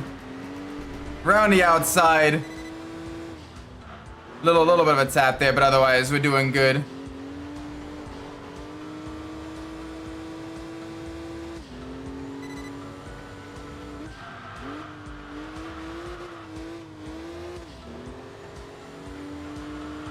Alright, one more lap. Big push. Come on, we can do this. Absolutely sending it. I do see one more crop into the distance. Yeah, we should be able to lap them as well. Or if not, we'll be really close to them once we cross the line.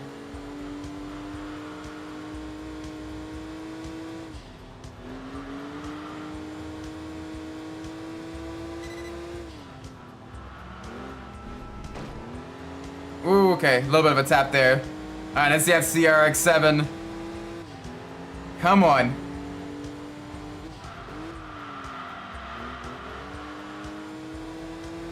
There we go. Good stuff.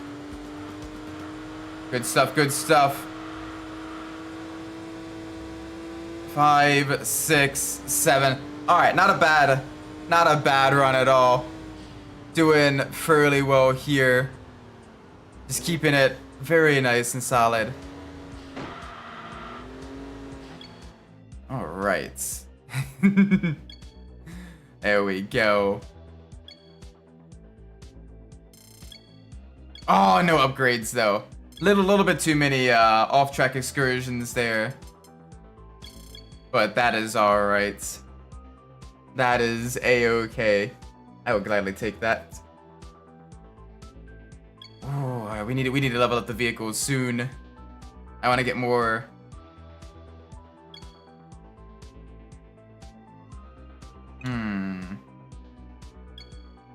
You know what?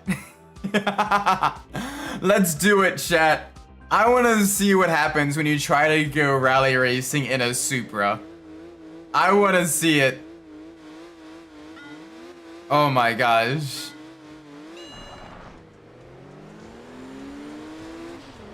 The traction control is helping us. But this is going to be a very interesting drive for sure. It's got a very high-powered rear-wheel drive car in the desert I mean, right now, it's holding its own. But it's in the more kind of open section right now. Getting some, you know, kind of more mid-speed corners. And not too many long corners either. This is also the section of the track that has a little bit more, traction compared to the sandier section closer to the beach area. Yeah, I mean, the traction control is helping a little bit, but yeah, it's got some crazy. I mean, it may have off-road like racing tires on or something like that if we're like this race. Maybe. Oh gosh, getting onto the sand though, it struggles a lot more. Oh yeah, you can see it's on the sand, it's a lot worse than on the kind of dirt section. I mean, to be fair, for a PS2 game, like this is a pretty, it's got some pretty in-depth simulation stuff, you know. It's simcade, but like it's definitely a pretty impressive simcade for its time.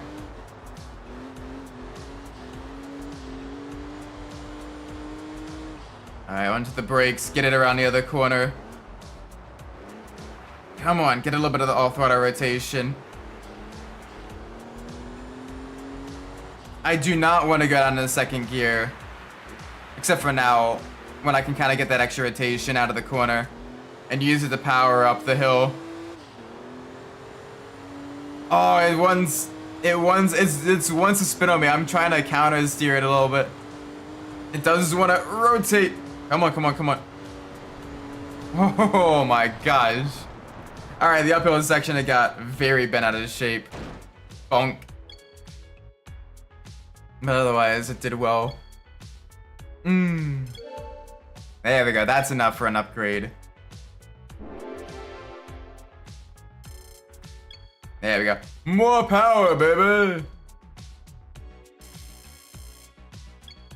And with it being an RS race, we got plenty of the ranking points as well, which is helping us quite a bit. Alright, next race. Let's see what we can do with the Supra. Ooh, oh, that's reverse slow wind steering. I don't like reverse slow wind steering. I don't like reverse Nürburgring either. Inline 6 meeting, though. Oh, we got the Nismo Skyline. We got an R32. And a couple of classic cars as well.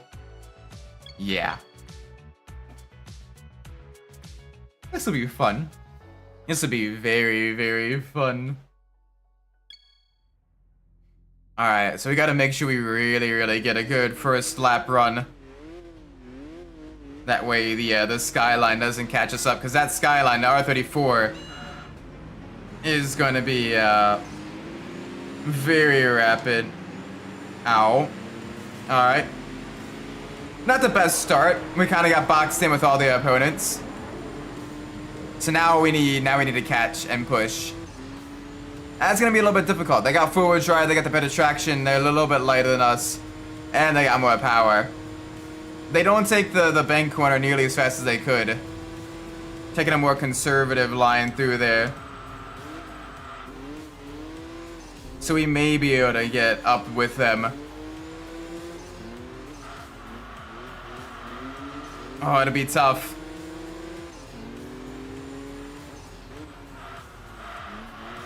Come on. Come on.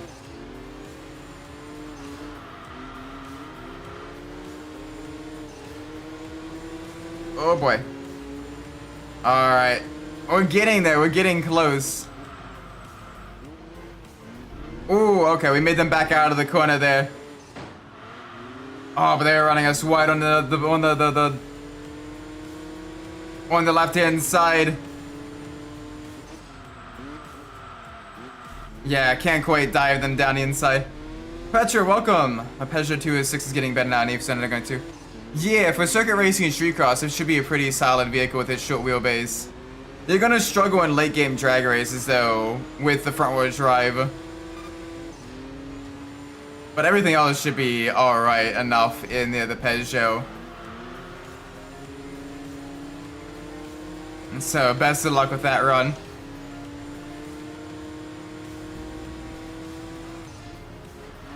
Oh, come on. We can get through. Get right up there with the skyline. There we go. We have the overspeed. Down into second gear. Do the block pass. There we go. There we go. All right. Now we just need to hold the lead. We got a little bit over a lap left on the kitty cat. Yeah, the RSX has got some really, really good top speed in game. The long wheelbase does make it a little bit worse for the street cross or circuit races, though. But it's still an alright-ish car. I personally like using the Miata and the S13. Those are my two go-tos. Great all-rounders, good on the acceleration, great traction. Lightweight and agile enough to really do the street cross events, too. Some good stuff. Alright, come on. Full speed ahead in the Supra. Alright, gotta get off the throttle just a little bit to get that rotation. Come on, come on. Oh yeah, the Corolla, with it being one of the lightest vehicles in terms of weight, as well as having that short wheelbase and being rear-wheel drive, and having a very high base traction, is basically the best all-arounder vehicle in the game. There are a few vehicles that'll beat it in drag races, namely the Eclipse and the R34 Skyline, with their full-wheel drive and their fairly high power. But in most situations, that Corolla will get you exactly where you need to go. And it'll probably be one of the fastest ones doing it.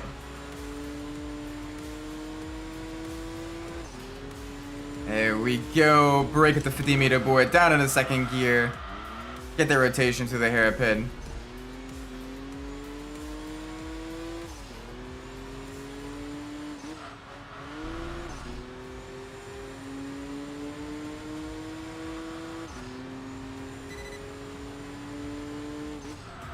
It is the forward drive variant.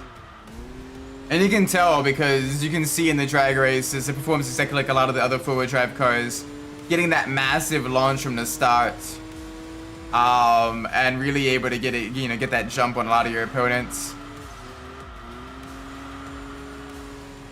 Which is really, really useful because you get that traction down so you don't have less wheel spin to deal with. Which means you're less likely to mess up your first shift. Which means you'll get an even bigger boost. You're able to get up into your next gear quicker as well. Which again will, mean more speed more quickly. And you'll open up more lanes quicker as well because you'll be ahead of the competition. So you can either block or avoid traffic as opposed to being directly with other people and kind of along for the ride. Oh yeah, the four-wheel drive version of the Eclipse is absolutely... It's a collector's item now, the first and second generation for sure. It's got, I mean, it's a high-end, 90s Japanese performance... 90s, early 2000s Japanese performance car, so... You know how it is. Boom, across the line. Very nice.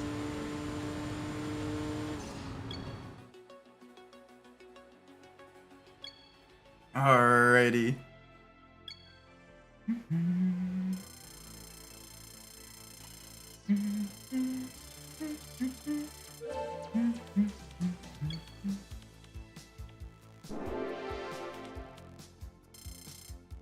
Alright, there we go. Car's later. The car is later. Alright, let's see what the next race is. Hopefully we can get some good RS races again.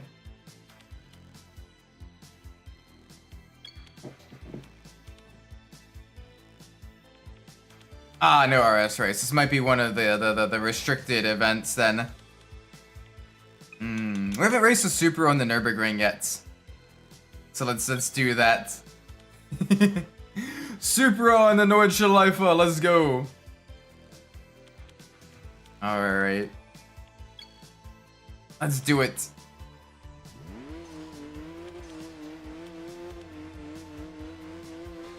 3, 2, 1. Alright, we do want to be careful in launch it because they absolutely will dive each other. And the AI usually kind of results in a big pileup in turn 1. They're not very smart with that.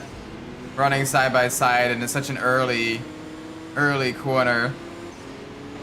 So you're able to get a major run on them. Uh-oh. Forrester, which way you going, buddy?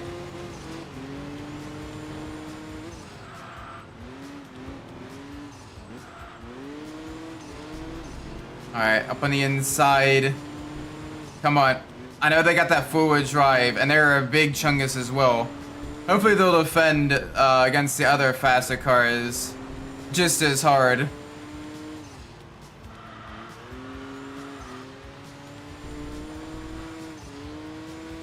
There we go. Alright, push now.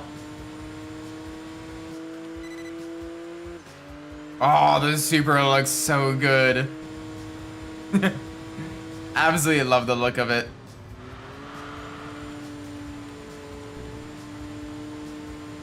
Alright, come on. Big push, big push.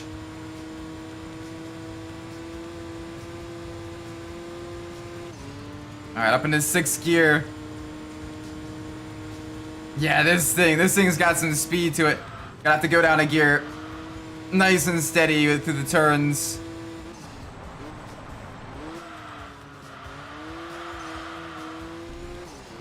There we go. Good stuff. Alright, let's send it again. Absolutely send it.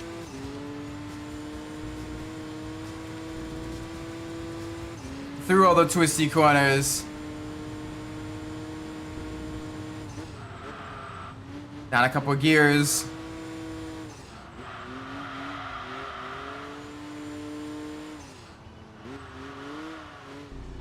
Alright, we're well. Let's keep it going.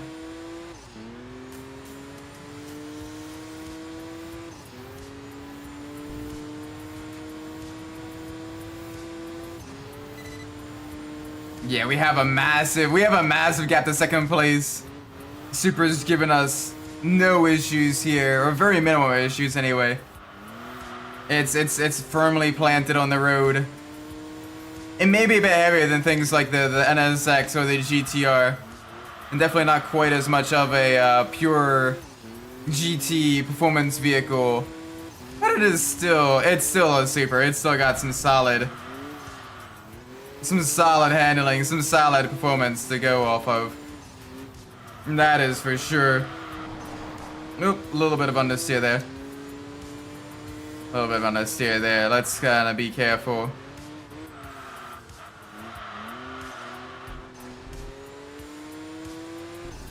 Alright, come on, give me some power. Give me some power.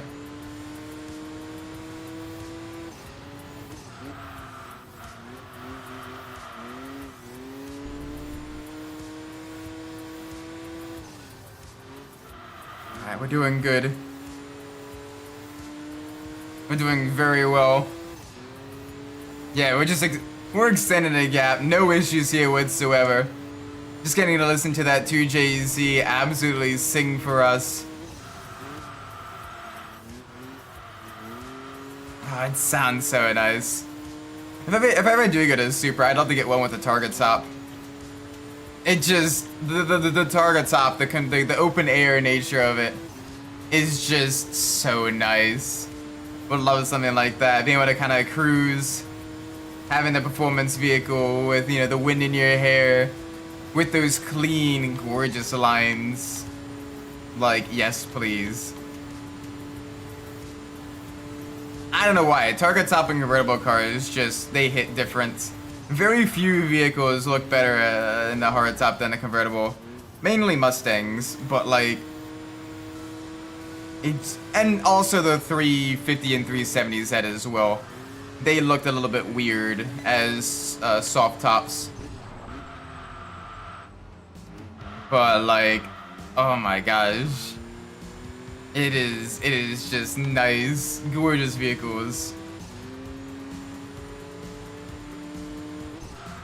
Just being able to bask in the sun while you drive you know, the car of your dreams. Yes. Yes, please.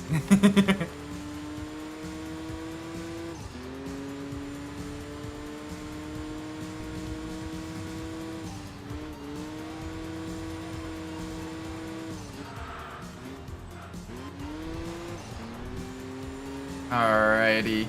Come on. Give us something. We're on the third of 4 sectors here on the Nordschleife. At least how I break it down. We're past the carousel, but we're still not out of the woods yet, so to speak. Got a lot of higher and mid-speed corners, a lot more elevation change. Come some downhill sections. A lot of blind corners over the crests. Oh, Nelly. Alright. They're getting just a little bit spicy. And oh my word, this is a blast to drive.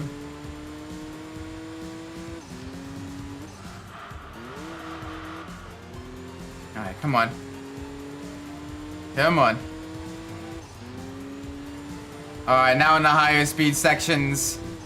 We got YouTube corner, and then it's a lot more higher speed corners here. Could probably full throttle most of it, or only like a slight lift here and there. I know in a GT3 most of these corners are nearly full throttle now. Maybe a half lift here or there.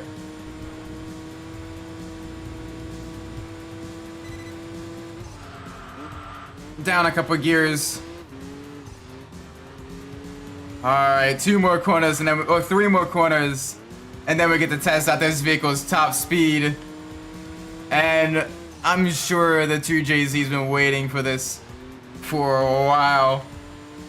Especially now that it's got some power upgrades, especially now that the car is lighter, especially now that it's on the fresher rubber. Oh, it is gonna be an absolute blast. Alright, let's send it.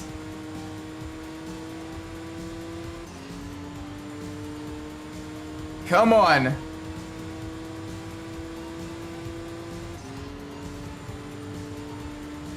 Alright, 150. It's a solid start.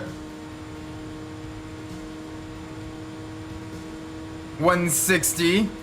We're getting there, chat. Still gaining speed even on the uphill section. Just shows just how powerful this thing is. 170? Yes? Alright, around 170, 171. Very, very nice.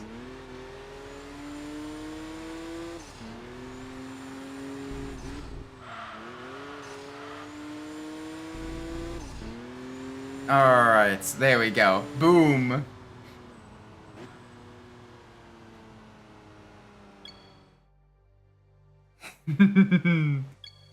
Alrighty, here we go. This will definitely give us some upgrades. Yes. Yes. Nice, the car is now complete. The Super is complete. It is, the Super has served us well. Couple RS events. Some really, really great finishes. Great performance from this vehicle. Alright, now time to go back to the real sports cars.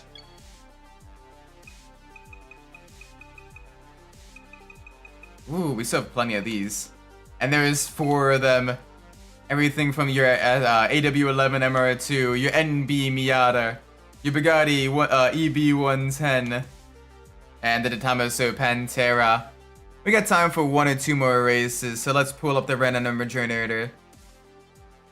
Let's refresh this.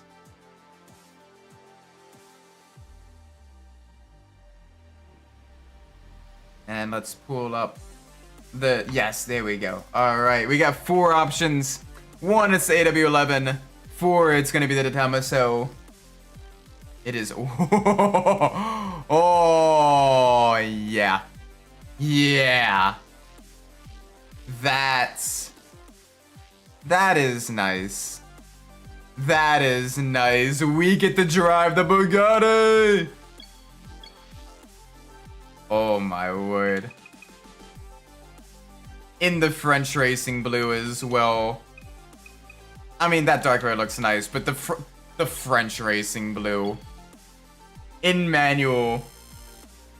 Oh yeah. Oh yeah. This would be nice.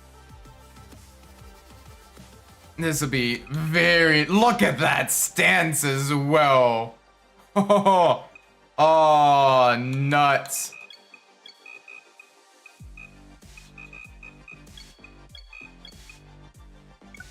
Yes. Alright, let's do this. Let's do a race or two in the Bugatti. We got time. Ooh, what are we up against that's faster than the Bugatti? Oh, the 4GT. Two supercars in the desert. Interesting. Alright, let's race it on low and searing. Really? The game thinks the NSX Type R is faster than the Bugatti. That is interesting. That is interesting.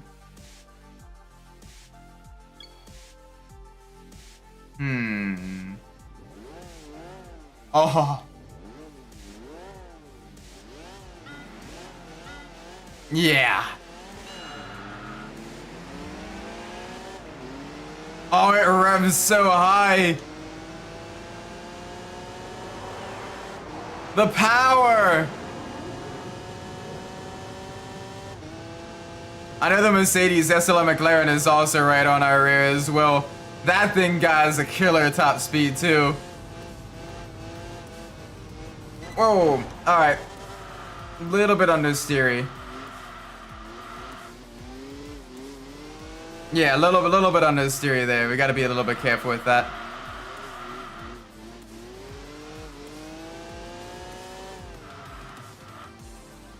Oh, please. Come on.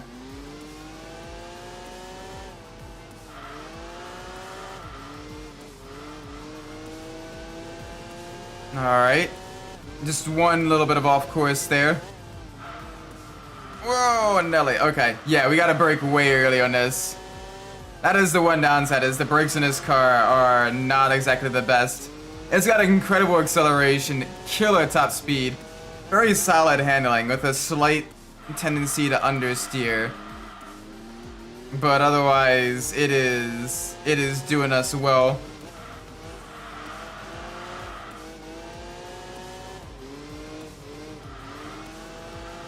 Yeah, this is nice.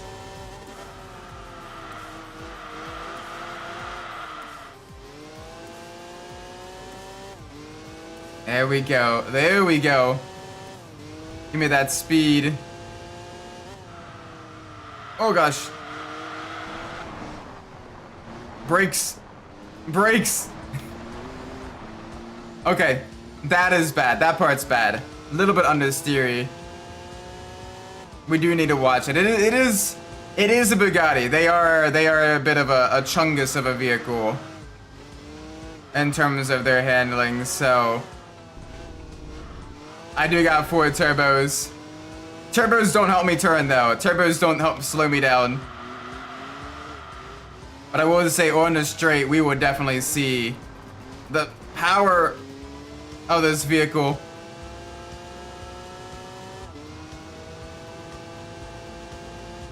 Gotta remember, it is a mid-engine four-wheel drive, so it's gonna have that on throttle understeer like a pig.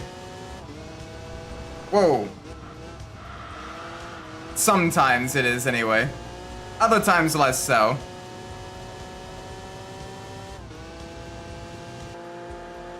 Look how wide it is. That's a wide boy.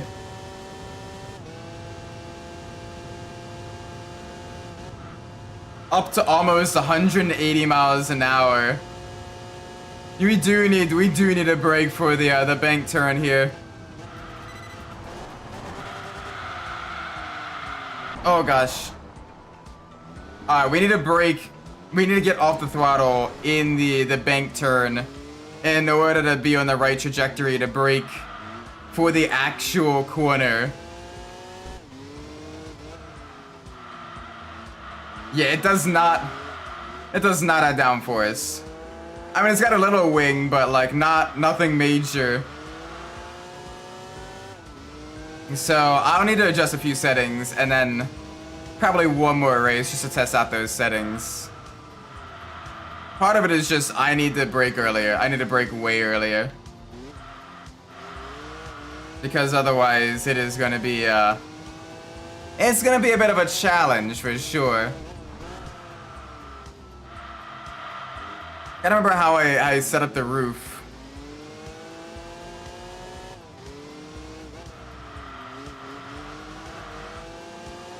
I gotta remember how I set up the roof because that'll really affect things as well. Come on.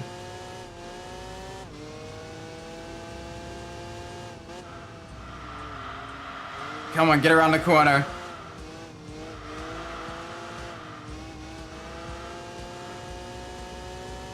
Alright, there we go, a little bit better. Yeah, we definitely want to brake way earlier than we think we have to.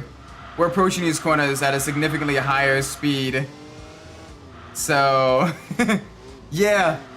We want to make sure we keep it under control.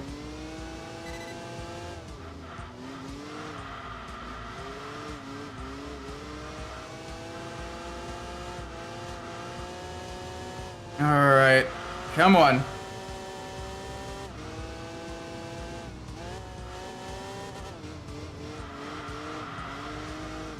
Nice and easy.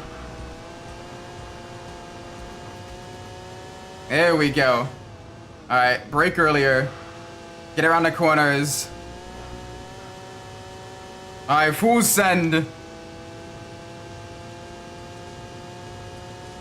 The top speed of this, though, is absolutely mind-boggling. Holy moly. Oh my word. So nice. Yeah, too many off-course excursions there. No upgrades, no weight reduction. Yeah, and our ranking is gonna be hurting because there's not too many races we can enter that'll be challenging enough for the Bugatti. Alright, let's adjust some settings real quick. Alright, stiffen up the rears here as well.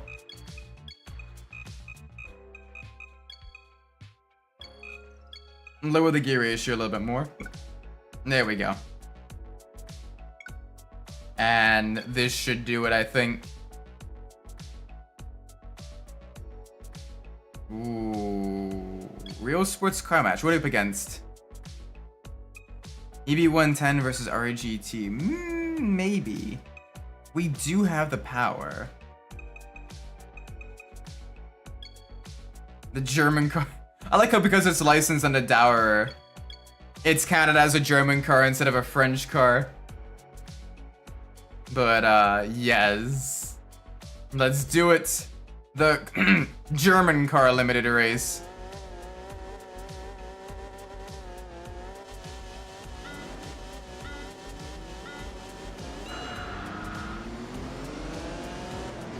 Alright, send it.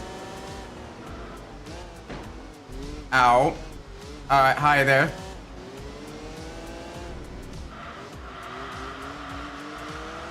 Alright, very gentle. Gotta be very gentle with the car. The rotation is better though. The rotation is definitely better. We just gotta be very, very careful.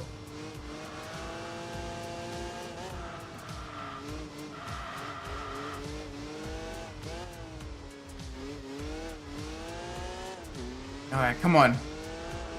Come on. Gotta be careful. Once we get to that straight, though. Oh, the speed on the straight is gonna be absolutely ridiculous. Alright, only a couple more turns before we get to test it. Oh, and on the Nürburgring straight as well. And Speediopolis, yeah. That'll be where we really get to see what kind of performance this thing has in a straight line. You gotta think, at one time, this was one of the fastest cars, street legal cars in the world. Up there with the XJ220 and McLaren F1. All of those fun vehicles. Oh gosh. Brakes. The brakes don't want to brake.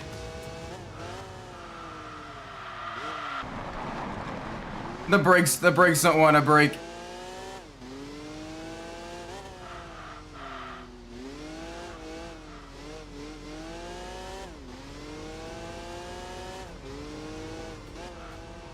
Alright, come on.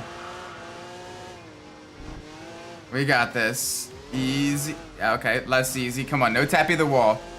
Gotta remember, the car itself is also just very wide. So we gotta be really gentle with it.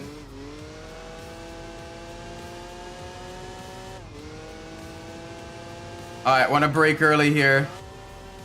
Probably not that early. We could probably brake a little bit later.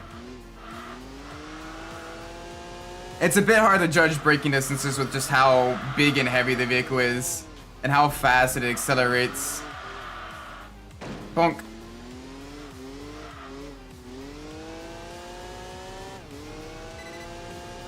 So we will have to see what we can do. Let's try to keep it off the wall this lap.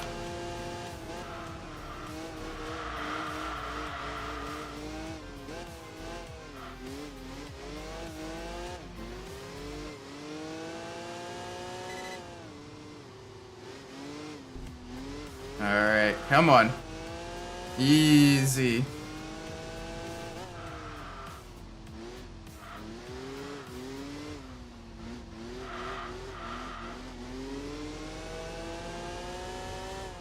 Alright, we're doing well.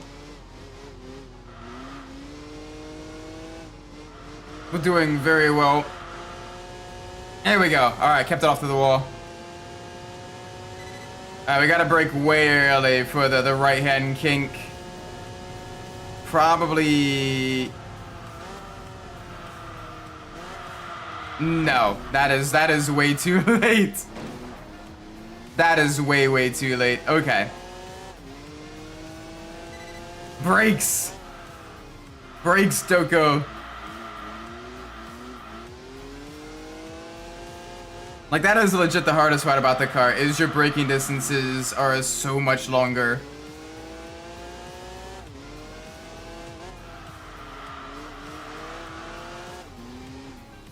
Because normally the vehicles you're driving at this speed are like the racing cars and everything, or a little bit lighter, so you can brake kind of like the normal sports car braking points and be mostly fine. This though, the Bugatti, no, you gotta brake like way early. Alright, so I'm thinking probably here. Really? Damn, even that was too late. So what, I gotta brake at the start finish line? I may have to brake at the start finish line with this vehicle. Heading into turn 1. That's a bit ridiculous.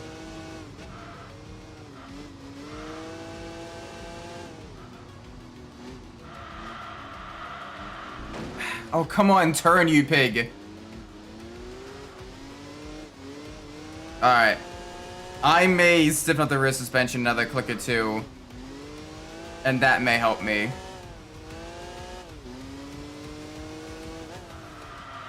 I think I had the same issue with the roof as well. Like, on paper, very quick car. It's four-wheel drive, lots of traction, everything. Just, in practice, very difficult for me to actually wrap my head around and drive.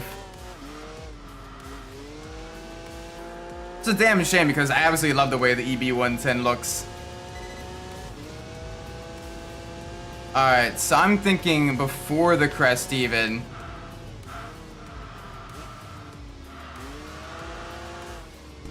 It's better. There we go. Yeah, probably right around or just before the crest.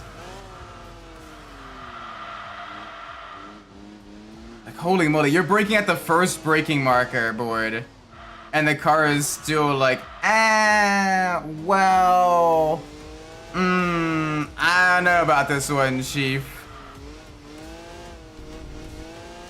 Like, damn. It's just that much of a chungus.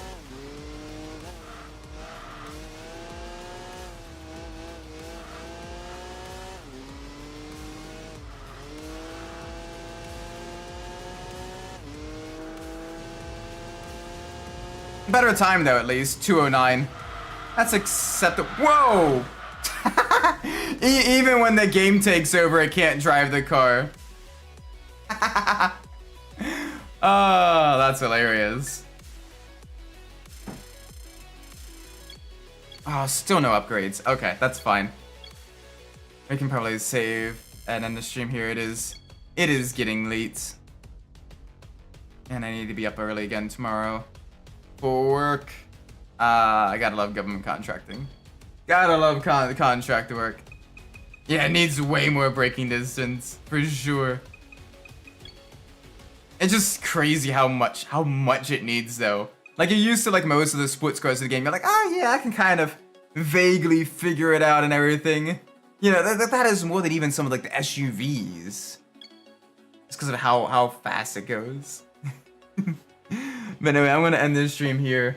Thank you all so much for watching. I do appreciate it. If you enjoyed the stream, please make sure you leave a like, subscribe. Let me know when we roll in the comments down below. If you didn't like the stream, please let me know below in below so I can fix it in the future. With that being said, I've been Isaac Umbras. And wherever you're in the world, what time it is for you, may it be a great time. And I'll see you all in the next stream. Till then, take care everybody. Bye bye.